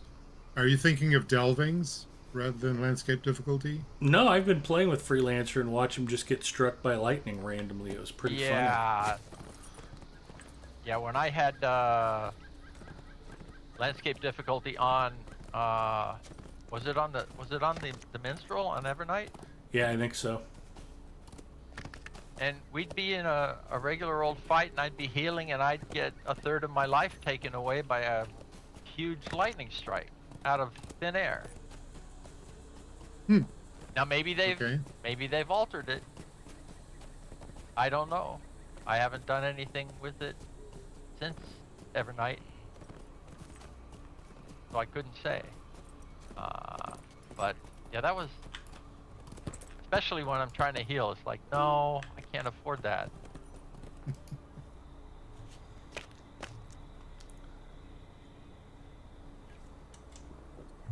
Sometimes it would be like a lightning strike. Sometimes it would be like one of those lore master columns of energy, or actually more like one of the minstrel calls with a big white column of energy. Like 15% of morale gone.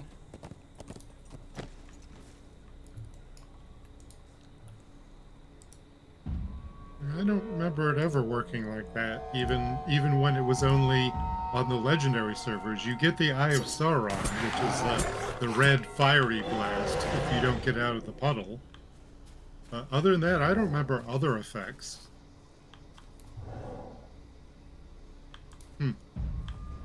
Got what?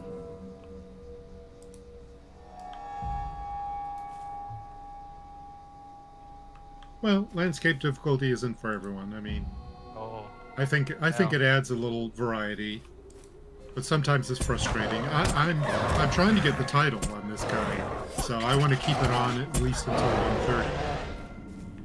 yeah. So that's another thing, is that I would like to earn that title on some character or another. Maybe I'll go ahead and put. It has to be at tier 4, yeah. For the title, you need tier 3, fearless, Okay. fearless or above, and you need to turn it on before level up. 7 and never dip below that until you hit the target level. Forbin Kid, I'm looking at the white stag. Ooh, Jealous making thought eyes. so. You can see it. Yeah. Oh, I guess he took the quest, right?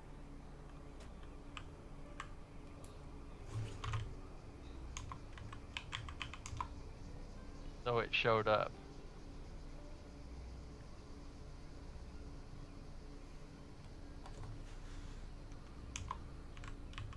But you can't really drive it off.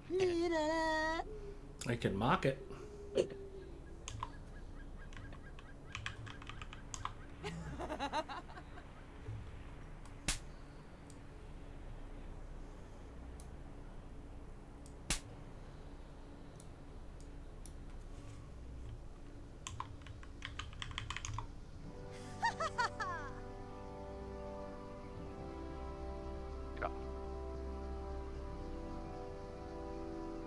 Can't use any of my festival emotes on it, though.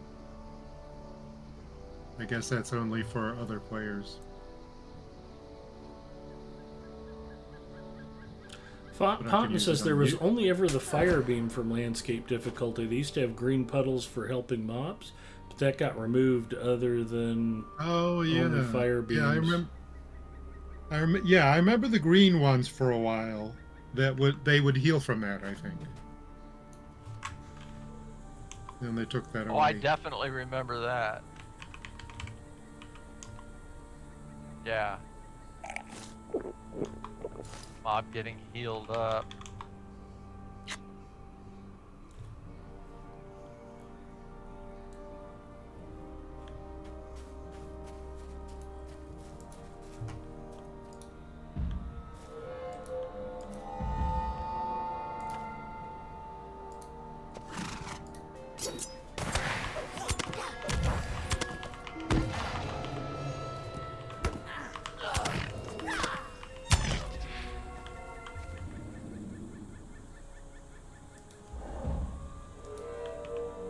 I love that text for the whippity-doo emote. It says, "You are so excited."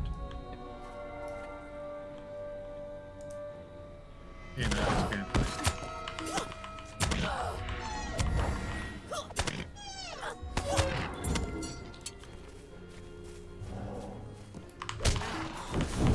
Sounds like it should have, the U.S. gymnast from several Olympics back with the I'm not excited face, Michaela. Yeah. McEnany or something like that. No. Kaylee McEnany is the former Republican press secretary. Michaela Maroney Michaela Maroney, there you go. did the not impressed face at the London Olympics. Yep. The infamous not impressed face.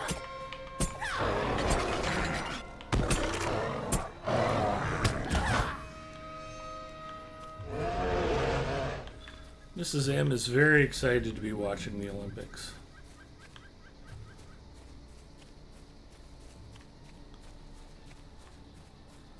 Which will hopefully leave me plenty of time to enjoy video games.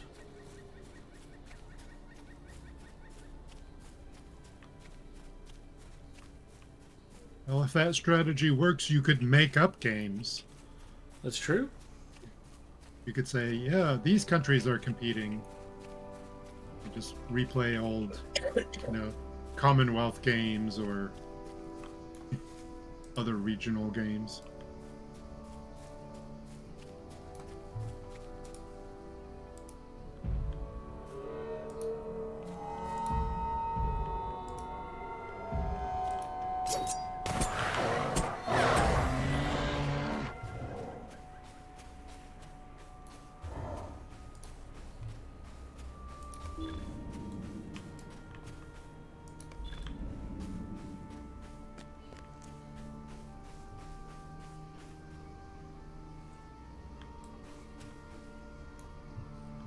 Well, one of the things about landscape difficulty is you really want to remove those enraged corruptions. And when we were doing all that mounted combat stuff in Rohan, there's no remove corruption ability with mounted combat. So that's super frustrating. Because they get an enraged corruption and then it takes you forever to kill them. because they're so enraged. They're just a lot more resistant when they have one of those corruptions on.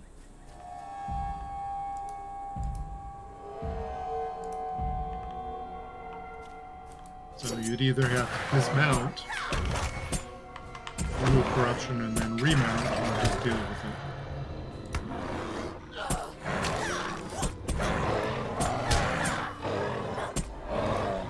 Man, never really been done that way.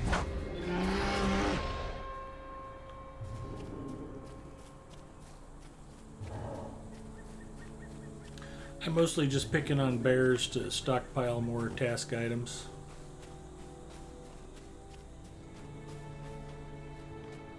I want to get the travel point to be able to go back to Helm's Deep whenever I want, since I'll never want to go back there again.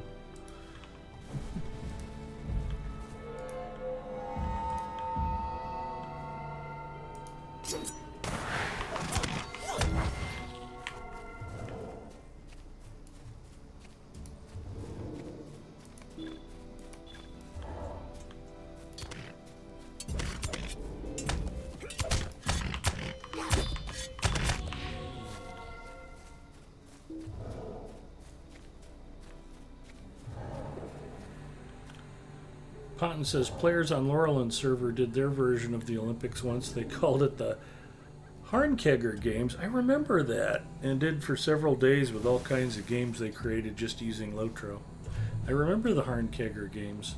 I think Lotro Stream broadcast those.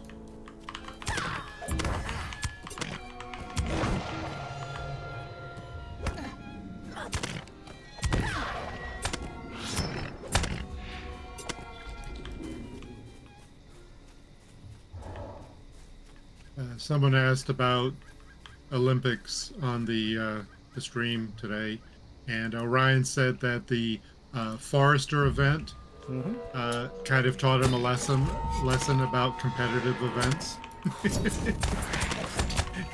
How difficult it is to prevent people from trying to get an advantage and all that stuff. So I'm not sure we'll see a lot of competitive events other than, of course, PvMP.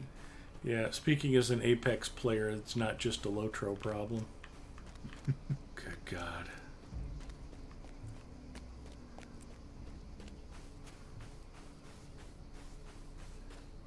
So the new crafting events are cooperative, not competitive.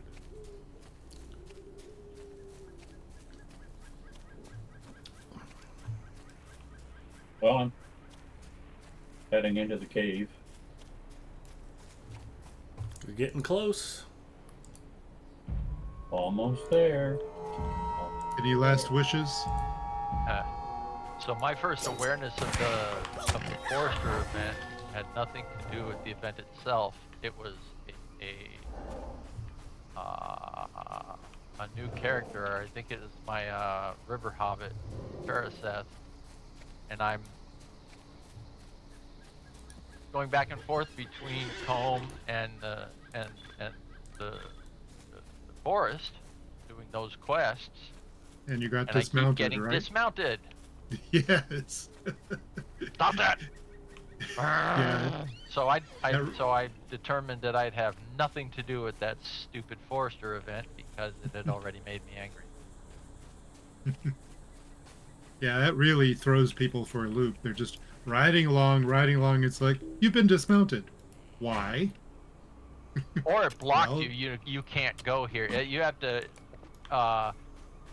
there's like a narrow passageway, undefined, and it's like, unless you hit that narrow passageway, you're blocked out, and then you hit that narrow passageway and you're dismounted. Can't go here, you can't go here, you can't go. You can go here, but on foot.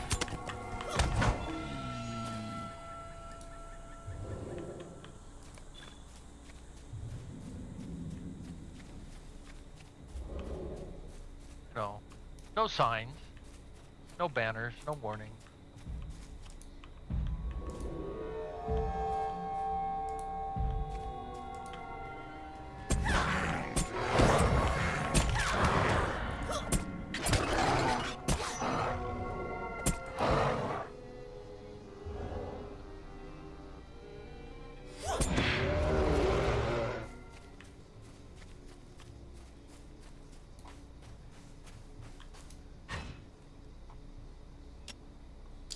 The game's ended for good cause. It was way too much work, and the players who ran it really had no more time for it. Yeah. CB checking in. Hello, CB.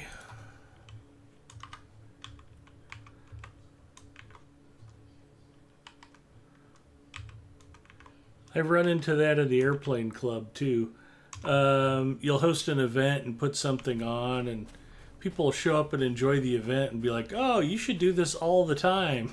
All the time. Yeah. Yeah, how about some help? Yeah, that's even better when you get critiqued. It's like, oh, you know what you totally should have done different. Like, show me how. Yeah. Where were you when I was planning this? We've got this great suggestion that it'll only take 3 times as much work. So, as you say that, I was about to comment that, look, I am all for them experimenting with, you know, enhancements to the gameplay.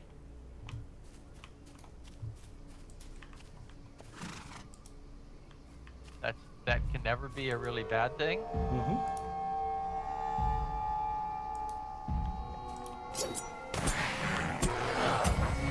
What they could, and here I go with, you know, what you really should have done. They could have found a way to segregate how people who weren't engaged in the contest experienced that area of the landscape. They should not have been impacted.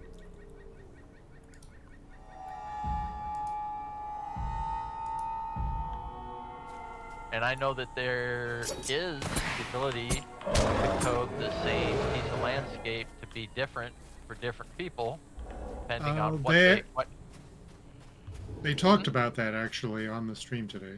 Did they? Yeah, they talked about having like overlapping phases or versions of the landscape. They said Odranus it's really checking hard. in. Hi, Odranus. Layers. They already do layers. It's really hard for them to maintain that, though. Is that right? So they try to stay away from that as much as they can. They actually had quite a bit of good tech talk today. It was 2 developers talking to each other about the game and the mechanics of the game. It was quite interesting, actually.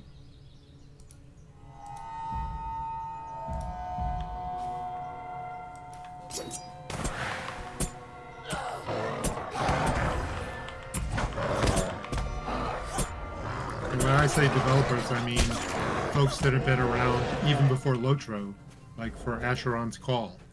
I mean, Scenario and Orion have been doing this for a long time.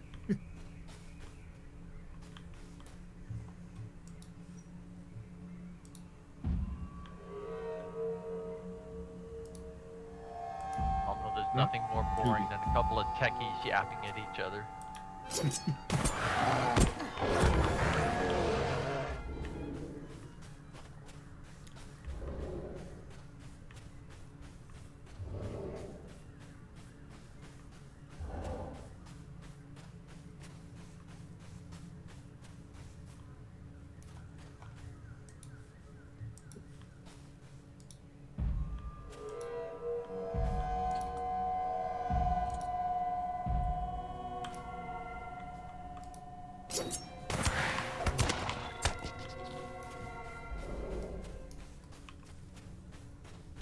Up the spider's got Forbin Kid. He's got to re-roll a new character.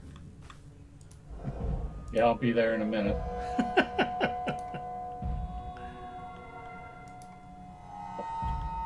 I'll swallow an accelerator here.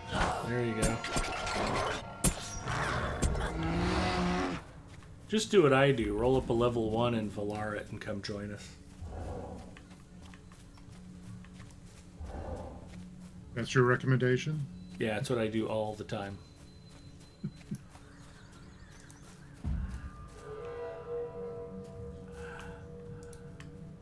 Let's see.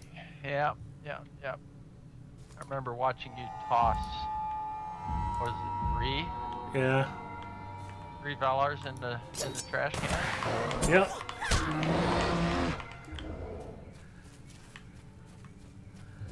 like, here's 3 things I'll never use. Trashed them right out.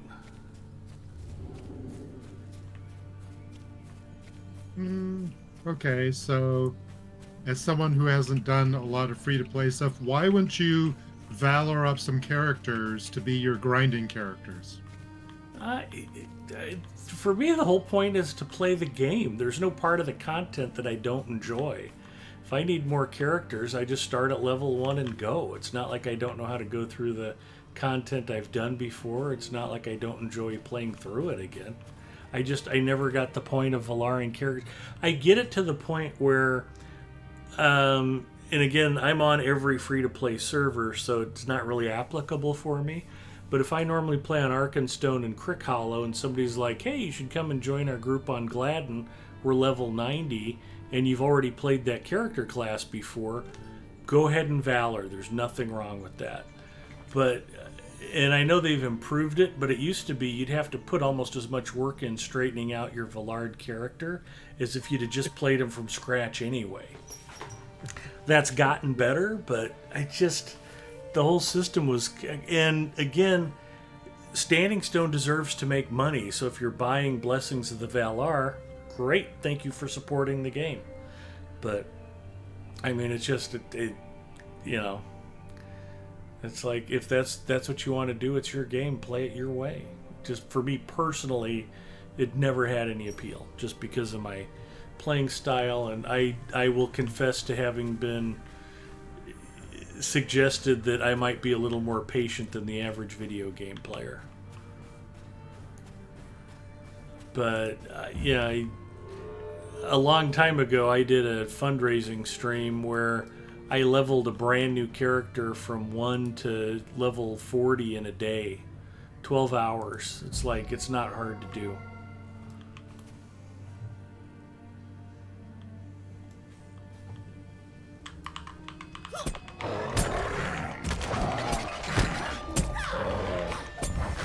Ponton says Valar are not good at all if you're a new player, but if you're older and have been through the game a few times, yeah, exactly.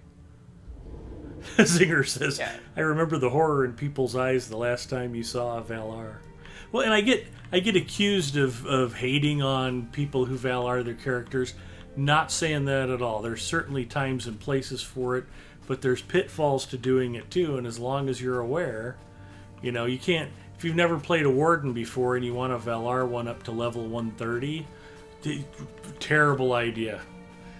Yeah, that's definitely a check yourself before you wreck yourself situation. You've got to put in the time with a certain character classes. Yeah, Burglar, you're not going to get the nuances of it.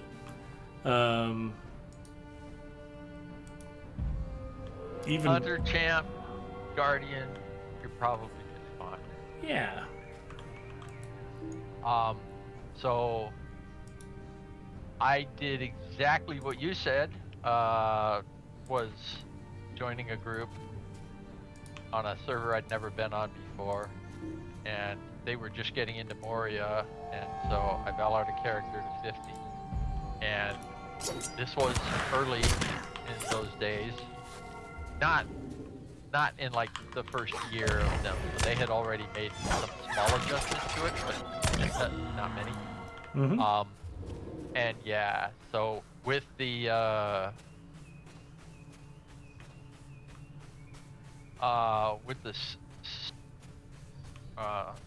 skill points, the trait points being based on so many different things back then.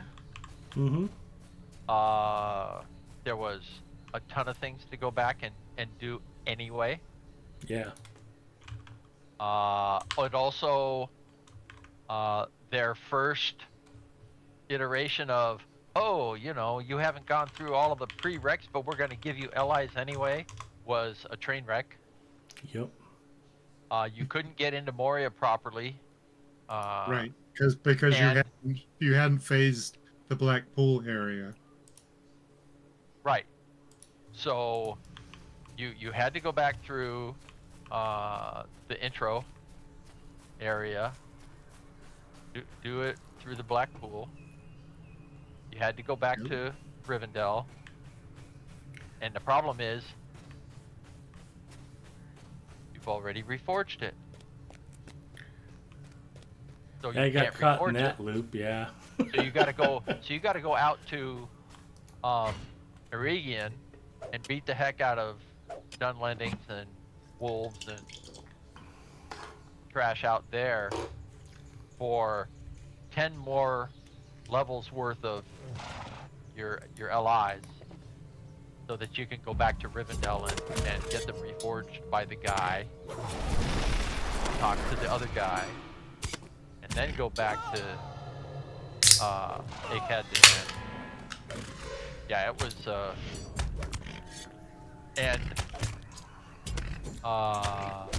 you could, if you made that common mistake in a normal character where you reforged it when you shouldn't have, you could put in a ticket and they would score you away. I remember that happened to you. Yep. But not if it was through a Valar. They couldn't square it away the same way. There was too many things that were strangely interlaced. And Right, but in I'm the sorry, old you have to do it the in hard the old way. LI system, though, you could just get another third age LI, right? Yeah, it wasn't a big deal back then. Oh no, you couldn't, because not in that level range. Oh yeah, you had to use the starter weapon. Right, you had, Right, you have to use your third first age one, right. LIs were like 51 and above, I think. Yeah, so you have to actually find somewhere where it would drop. 45. Or buy one. Well, no, the actual LIs themselves were, I think they only dropped at 51 and above, Correct. not below that. Correct. Yeah, but you could buy them off the auction house, probably. Well, I mean, you could get another LI from the vendors. Guess where the vendors are? They're in Moria. Yeah, right. Can't get in. Yeah, it was weird. And Ponton confessed, I should have heard this from Ed years ago. I did Valar Warden once to 95. It was a bad idea. There you go. Yeah. Not the, If it was your not first the best warden, class. Yeah. Yeah.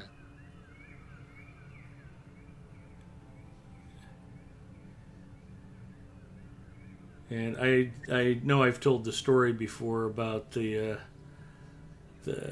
guy with the 120th level hunter he'd Valard, and we were out hunting roving threats, and he came to join us in Angmar, and kept dying to the Watching Stones.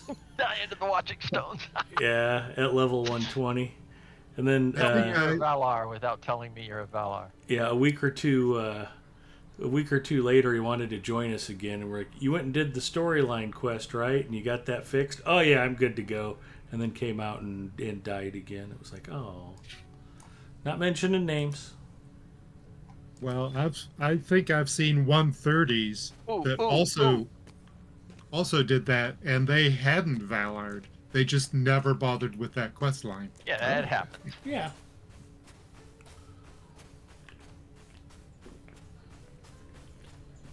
That happened to Tesla the Panda with one character.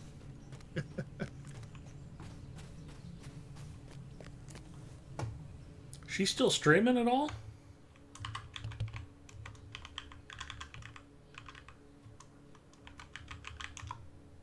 Occasionally, but never Lotro. Not Oh, anymore. Jackbox Party Packs. Oh yeah, I haven't seen her play Lotro in 100 years. But was she dating another Rocket League? Was he a streamer, esports player, He's a an broadcaster. announcer? Broadcaster. Defect. Okay. No, they've been together for about 20 years. And she moved to Toronto to live with him. Yeah, there's another streamer that I follow, Miss Magitech, who actually works for Ubisoft, and she used to play and stream StarCraft 2, and I used to watch her play ladder matches, and I'd tip her $1 every time she won, and if she lost, I wouldn't tip her, but I'd just stand there and hand her $1 at a time for fun, kind of encourage her to win.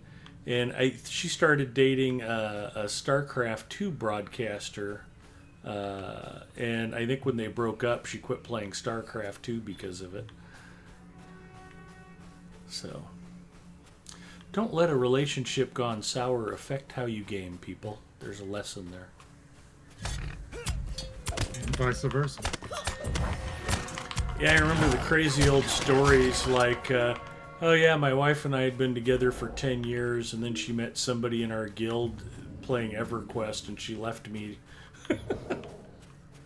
It's like, oh man, video games should not break up marriages.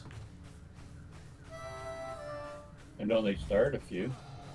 Yep, they do start a few.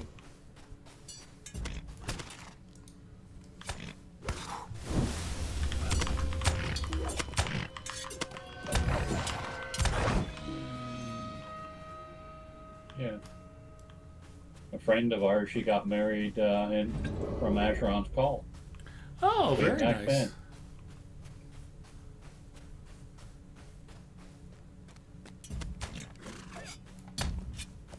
I can't Hey. say that gaming had zero influence on my wife and I originally getting together, but it wasn't video games as you know them. Pinball. Ah. And it wasn't that she was interested in pinball. She just enjoyed watching me play pinball. Very nice.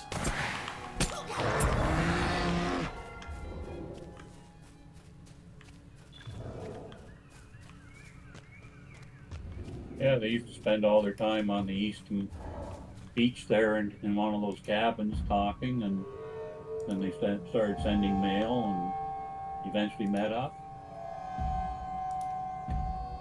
Well, that is a nice story.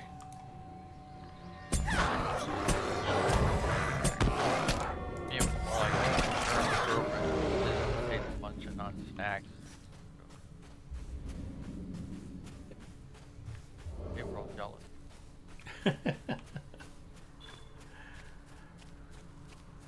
All the more sad that Asheron's Call got permanently killed. I never did understand why Warner Brothers was so insistent about driving a stake through the heart of Asheron's Call. Nope, you can't have it. Kill it. Kill it. I'm happier to be in Lord of the Rings. Asheron's Call, I really hated the death of dropping items. Well, there was the consequence. I mean, that was back when you didn't have the easy button. I get that people didn't like that, but some of the most fun I ever had in Asheron's Call was going out to the Dire Lands and getting my butt kicked, and then having to go back and recover my bodies. And losing more armor along the way. Yeah, I did a Yeah. whole column one time, The Last Blade Master for Vault Network, describing having to go out and fight 3 diamond golems. And I mean, my character build, I was a standard template blade master, so diamond golems were not anything I needed to be fighting back in the day. Yeah, you had to know what things you could attack, if I recall. I think mage's bludgeoning worked okay on diamonds.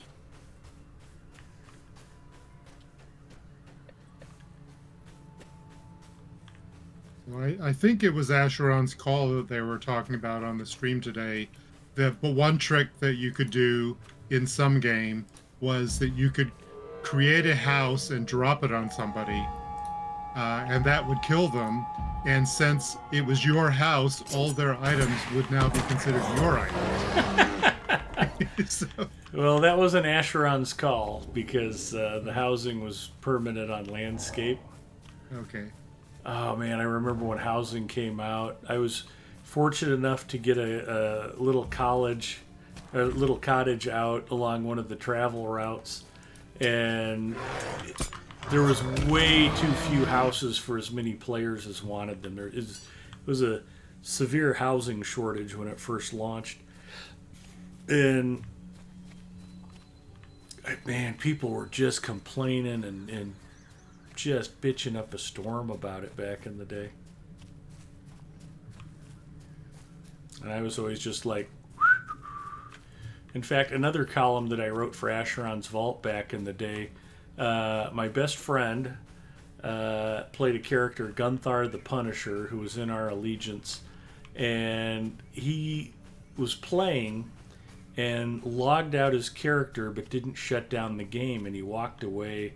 And his younger son, John, was 2 or 3 years old at the time, and came over and just started mashing keys on Daddy's keyboard and deleted Gunthar the Punisher, deleted his main character. And of course, you know, with the character deleted, he lost his house, and he got back in time to restore the character before permanent erasure. But our whole kinship got together, and we paid a fortune to get his house back from whoever grabbed it up. I thought you were going to say for the kid's funeral. Nope. No, the kid is an interior designer working for a firm in Wisconsin, and actually designs McDonald's interiors nationwide. Yeah, I remember when Asheron Call the Houses came out. They put them on the landscape a couple of weeks before they were available, Mm-hmm.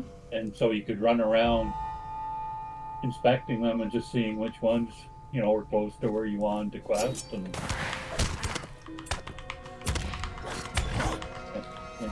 you knew you had to be there right on time to get the one you wanted. Yeah, I think that was part of the dynamic. I kind of had this place picked out, and I knew that I needed like an armadillo spine, a bronze armadillo spine or something like that.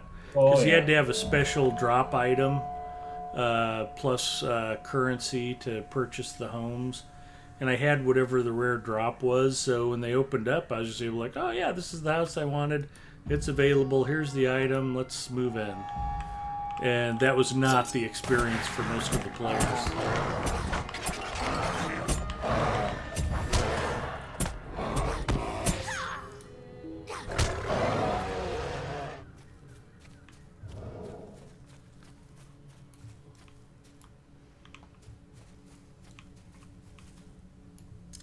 Fun stuff. Zinger says, just wait until you see what Respawn does next week.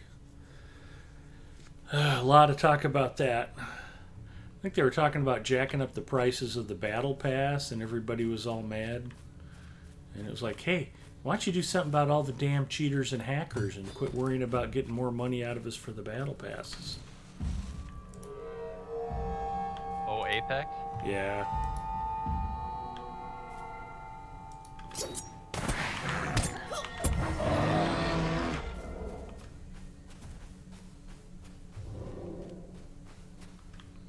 Everyone's the point of respawn. That seems counterintuitive to the way that the matches work. You're correct. Although some of the game modes you do respawn. Right.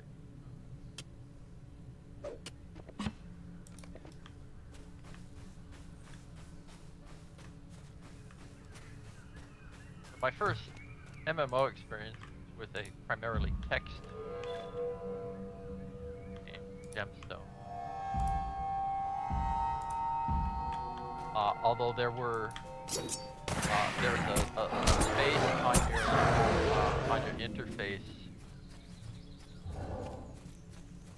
for that was like a graphic panel. So if there was a preset image in the location you were at, you would see this little piece of graphics, and it might be just a small section of landscape. It might be the facade of a building, or something like that.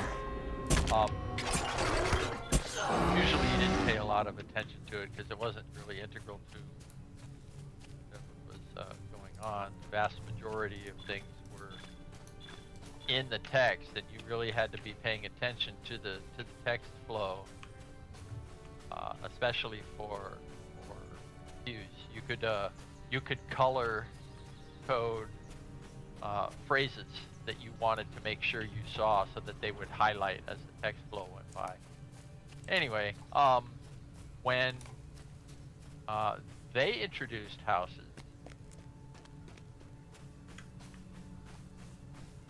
They added a bunch of streets to the map of the 3 primary towns where people congregated most of their time. But then they also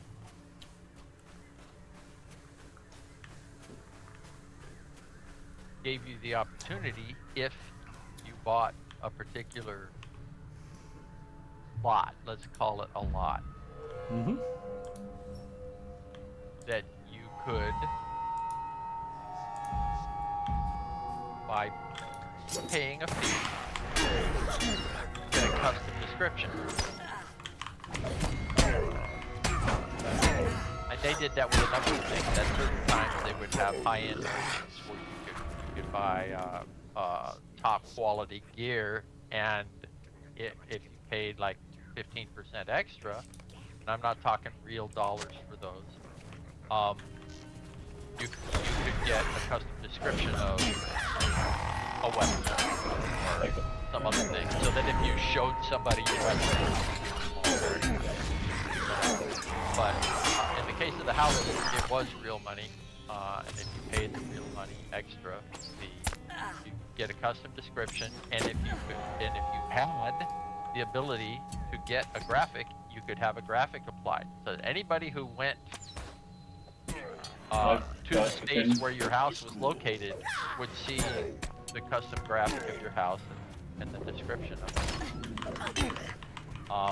One of the people in our local house was an art student who was one of the people who did Thomas Kincaid pieces. And for anybody who knows anything about Thomas Kincaid, the last 15 years of his life, anything that you bought that had his name on it wasn't really done by him. He had... I've caught up. He had students who were trained in doing his style of artwork, who were permitted to do copies of his pieces and put his name on them. This guy did a graphic for Can my you house. throw me in the bubble?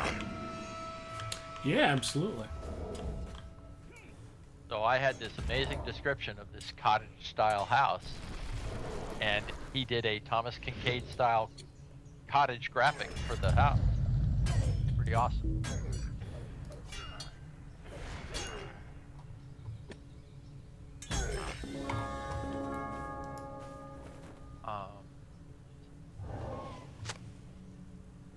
Are you in an instance, freelancer? I think I just sent you an invite. I didn't see an invite.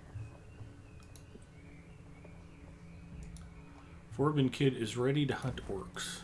I guess I should figure out which ones are the side quests that I can sort of skip. I wish I could tell you, but I don't know which ones are prereqs required Hi, to get you Bacchus. back Doing to good. the next area or not. Yeah, usually I just do everything that's available in the area. So, you know. Yeah, that's why I don't know.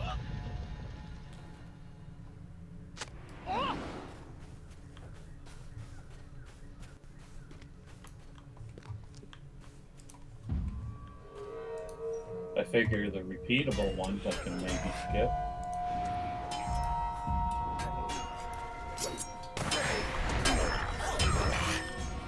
Repeatable where? Are you still in Moorland? We're up Yeah, at there was Kingabell. some traps or something, or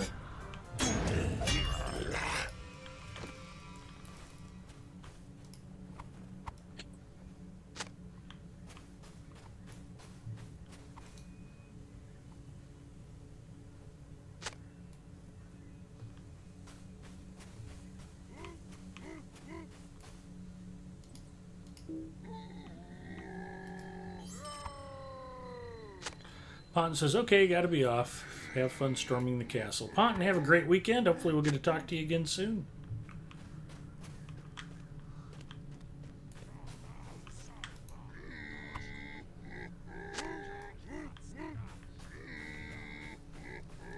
Bacchus, how's your Saturday morning starting off?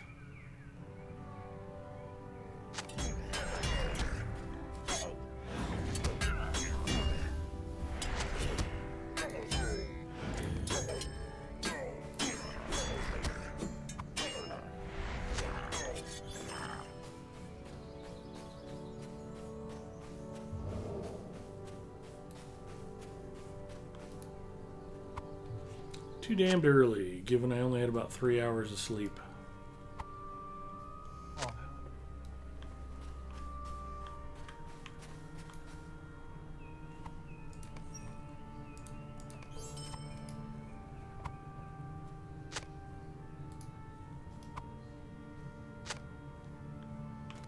But not bad otherwise. Glad to hear it. Ranked one of J-Jax's men under the table. And he's mighty low.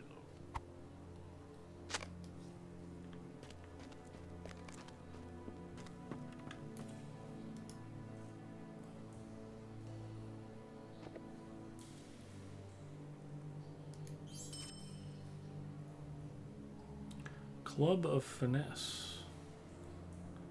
It's a very nice club.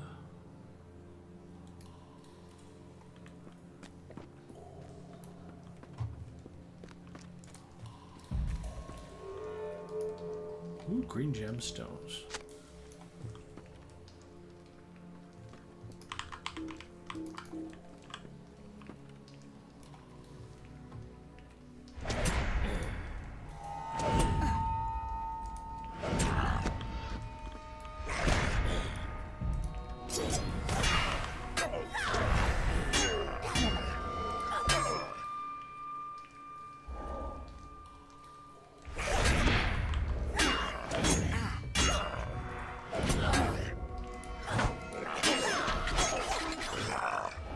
Fulcrum has been defeated. You find a cold and unused fire pit on the cave floor.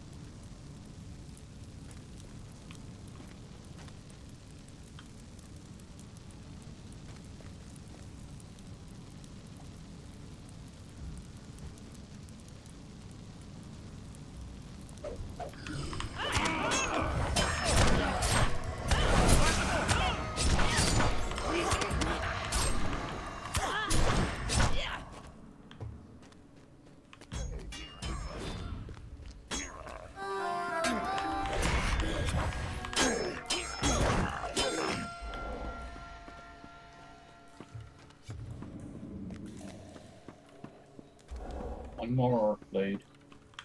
It's probably outside. Probably.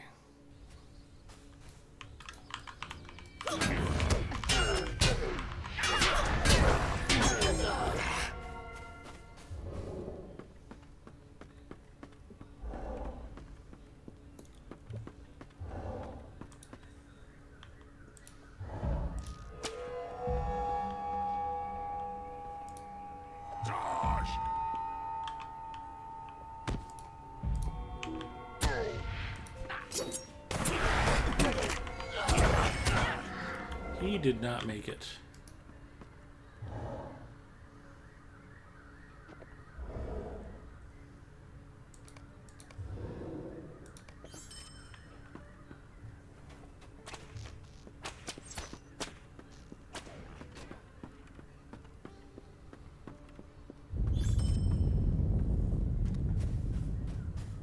Well, maybe the orc blades are in the barrels. Or you just have to get them off of orcs that you kill.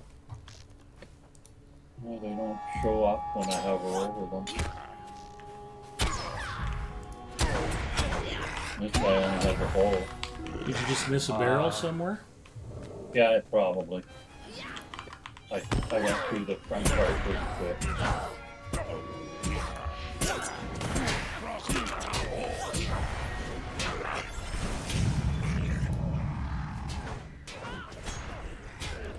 We're looting got a it. corpse, checking it twice. Gonna find out who's naughty or nice. Oh, that's Yeah, it's the thing that nice happens a lot place. around here is you don't get any warning and they expect you to actually checking the corpses or materials. I had one quest where it was one of those 3-part, get a bunch of these, get a bunch of these, get a bunch of these. And one of the sets of things it needed I had to get off of animals, corpses, something like that. I always forget that. I always skip that. I got like 12 of these things. Why don't I have any?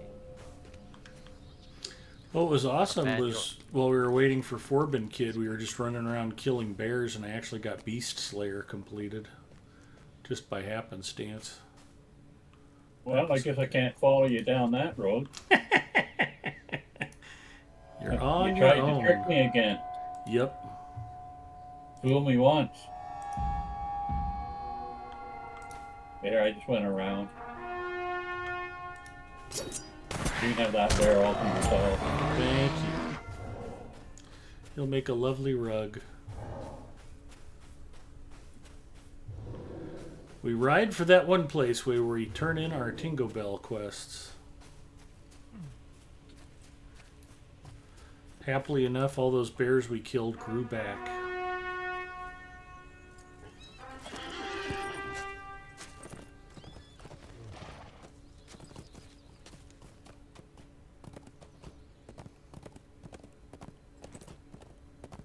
Must be an AI simulation.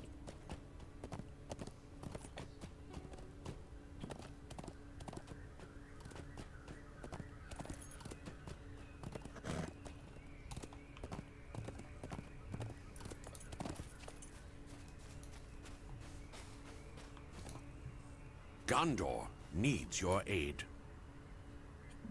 And I need a vendor before I start turning in quests, apparently. Gondor Well met. needs your aid.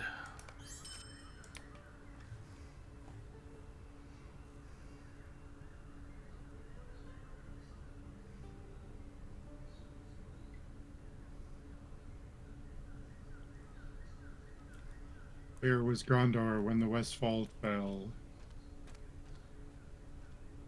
Just south of Rohan, I think.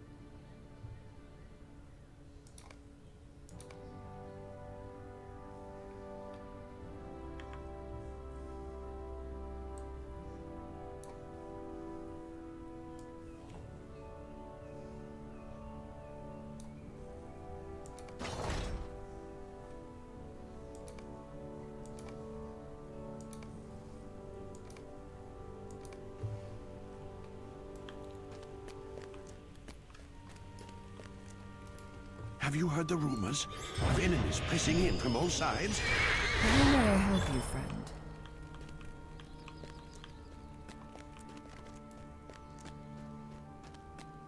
Quest of the Blackroot Vale complete. How may I help you, friend?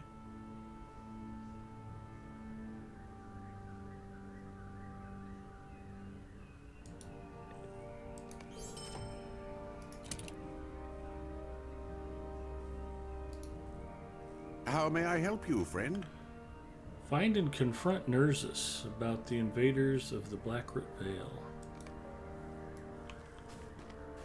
That'll be at the top of the hill. Yep. Seen him plenty of times already. Yep, he did.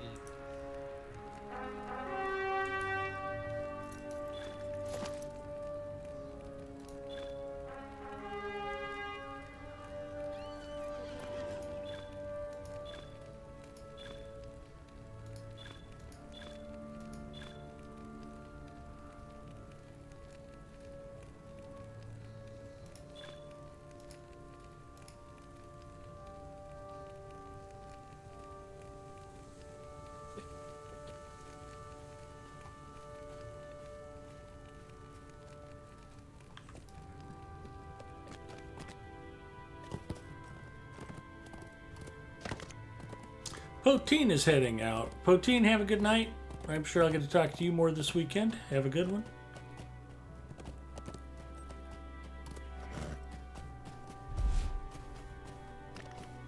The quest, the next town south of that one.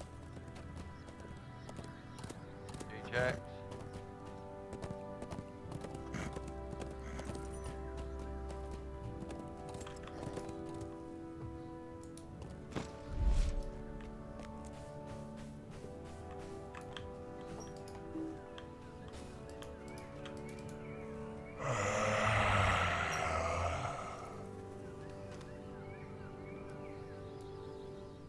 Anybody else need to talk to Nerzus?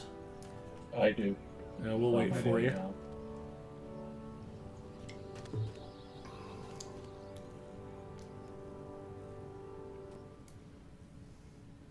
Freelancer, you Oh, need maybe I've already Nerzus? done him. No, Yeah, he doesn't have a quest for me.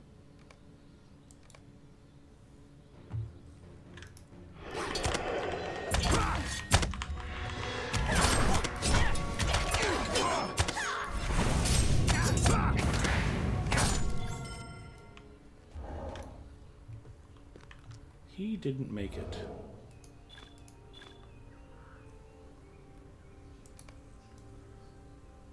Keep looking for the three finger holes on this, but I haven't found them. For the record, I did not click on him. I asked if Freelancer needed him and didn't hear the answer, and all of a sudden we were fighting. no, I'm past that. Okay, good. I'm fine. He came running up just as we finished him. I'm like, oh, I hope Freelancer didn't need him. I got nowhere else.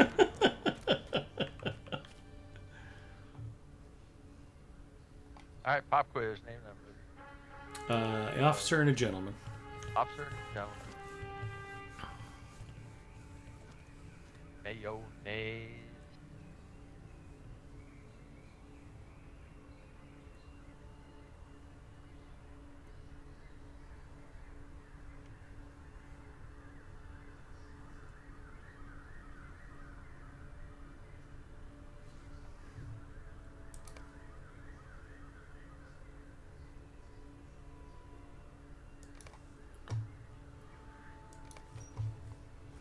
Alright, so we go back to the other town. I'm going to avoid the warband.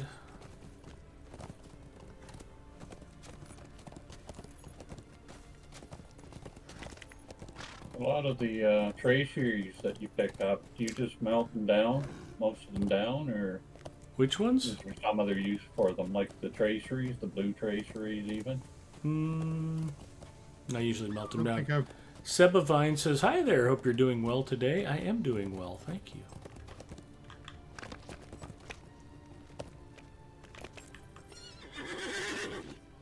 The soldiers of Gondor have all gone to war, Well, if and it's we a are left to sealed fend for tracery, ourselves. open it up and see if it's something you would actually use. And then if it isn't, then melt it down. But if it's just a tracery that you just get as a drop or something, then Yeah, like they're sealed. well, if it Yeah, doesn't have a incomparable. if it So doesn't have a These are level on troublesome it, it's times probably indeed. account bound, and you could send it to some other tune if you Yeah. don't want it.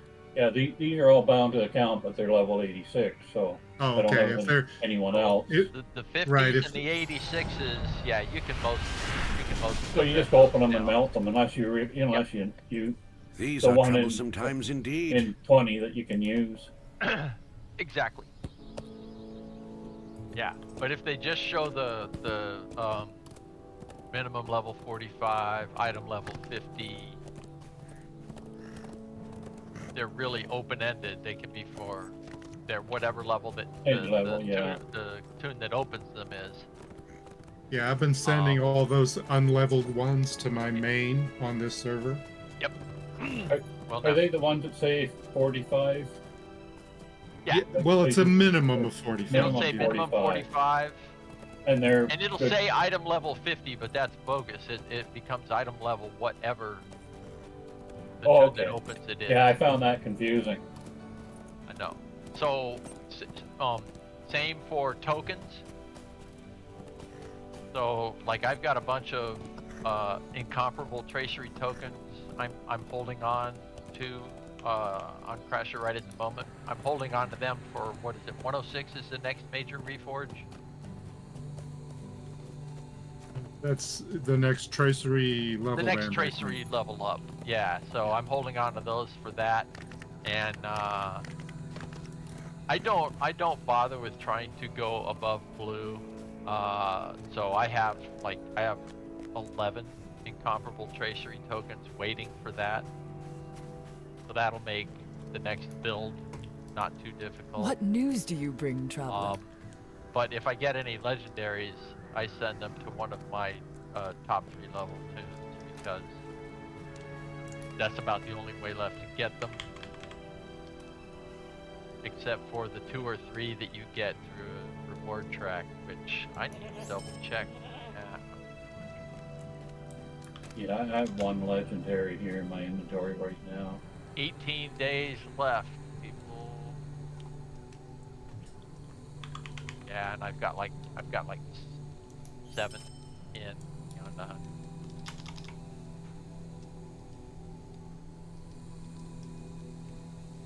So I've already gotten all of the legendary tracer tokens I'm gonna get back.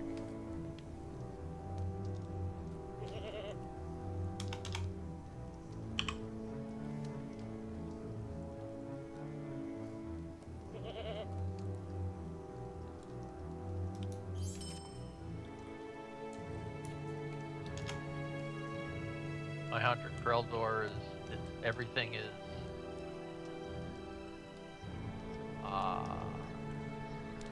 everything is topped out for points.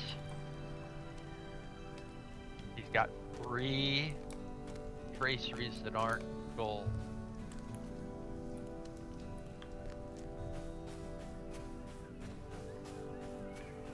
Just about the time I get him truly maxed out, they'll raise the cap. Yes. Not until next year. How may I help you, friend? There's no level cap raise this year. Rally archers.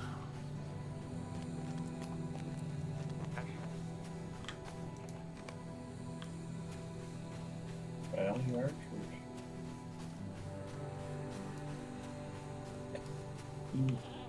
I must have missed something somewhere.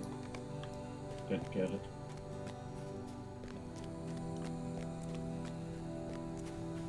My gauntlets are capped. Build points for all of them. I have a quest couple of ring them are purple. at the top of the hill now. That's probably it. Probably.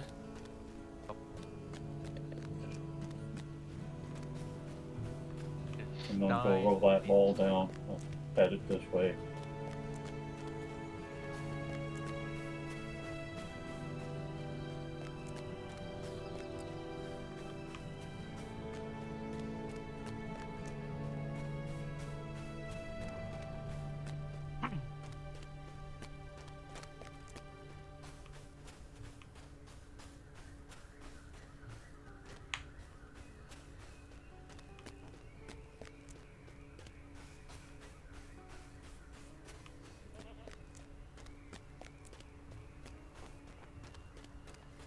Does landscape difficulty setting have any impact on LIXP? Nope. Only character XP and virtue XP.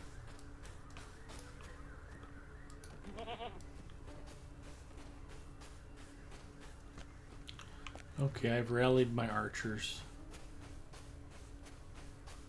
It's a good thing we picked up all those arrows earlier, so the archers would have something to fire. Gondor needs your aid. Gondor needs your aid.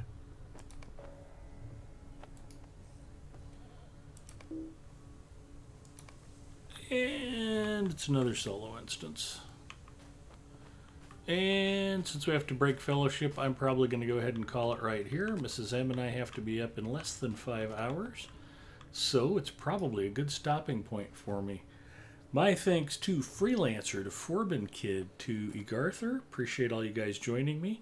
Appreciate all of you guys in... Well, Tamora joined us too, although... I was going to say, don't you leave out Bria. I just haven't seen her all night. We invited her to the fellowship, and she's off Down there doing in what she's doing. Delamroth. Okay. Yeah. Well, she's already gotten I'm to the assuming city. Delamroth because she's been south of me wherever I've been. Good for her. Yeah, it was another good night. We had fun Wednesday. We had fun tonight. We got a lot of work done. I managed to put another level on.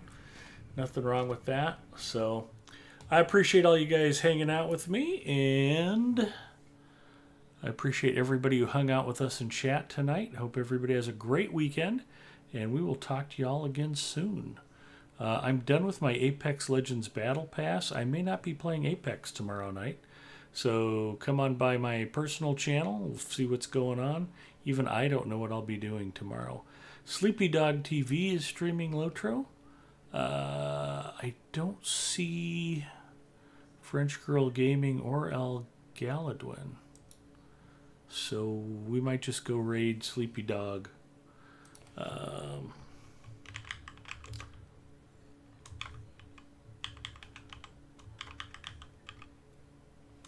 I don't know if Sleepy Dog is going to be keeping it classy. Join the raid at your own risk. Oh, Signum U is up streaming Lotro. Interesting. Let's go raid Signum U. Technically, they are a Lotro stream team member. Sorry, Sleepy Dog TV. You just got outgunned. Now, technically, that could be one of 3 different streamers. I know. Yeah. We'll go see which one. I could look ahead of time, but that would spoil the surprise for me. So we're going to go raid Signum U. If you guys want to go say hi to Sleepy Dog TV, totally cool. But have a great weekend, and we'll see you all again soon. Thanks. Yeah, have a good night. And if you want to talk more at very great length about Mariners, just hit up Egarther in private chat. Thanks, K-bye.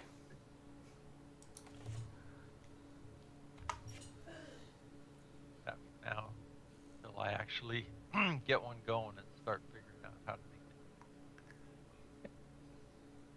Yeah, I mean, you don't really get the class until you start playing it because it's quite unique. Right? And Okay. Now, so that happens, and Rion and Hur turn around, and Morwen's just looking at Rion like, Silmarillion Film Project Script Discussion. Geek is an absolute. an It innocent doesn't little outing work into that. the outing You to know, go fishing by the river. I knew someone that Mhm. always used to say that too. You use it Beak me. is an absolute. It does not support modifiers. Eagle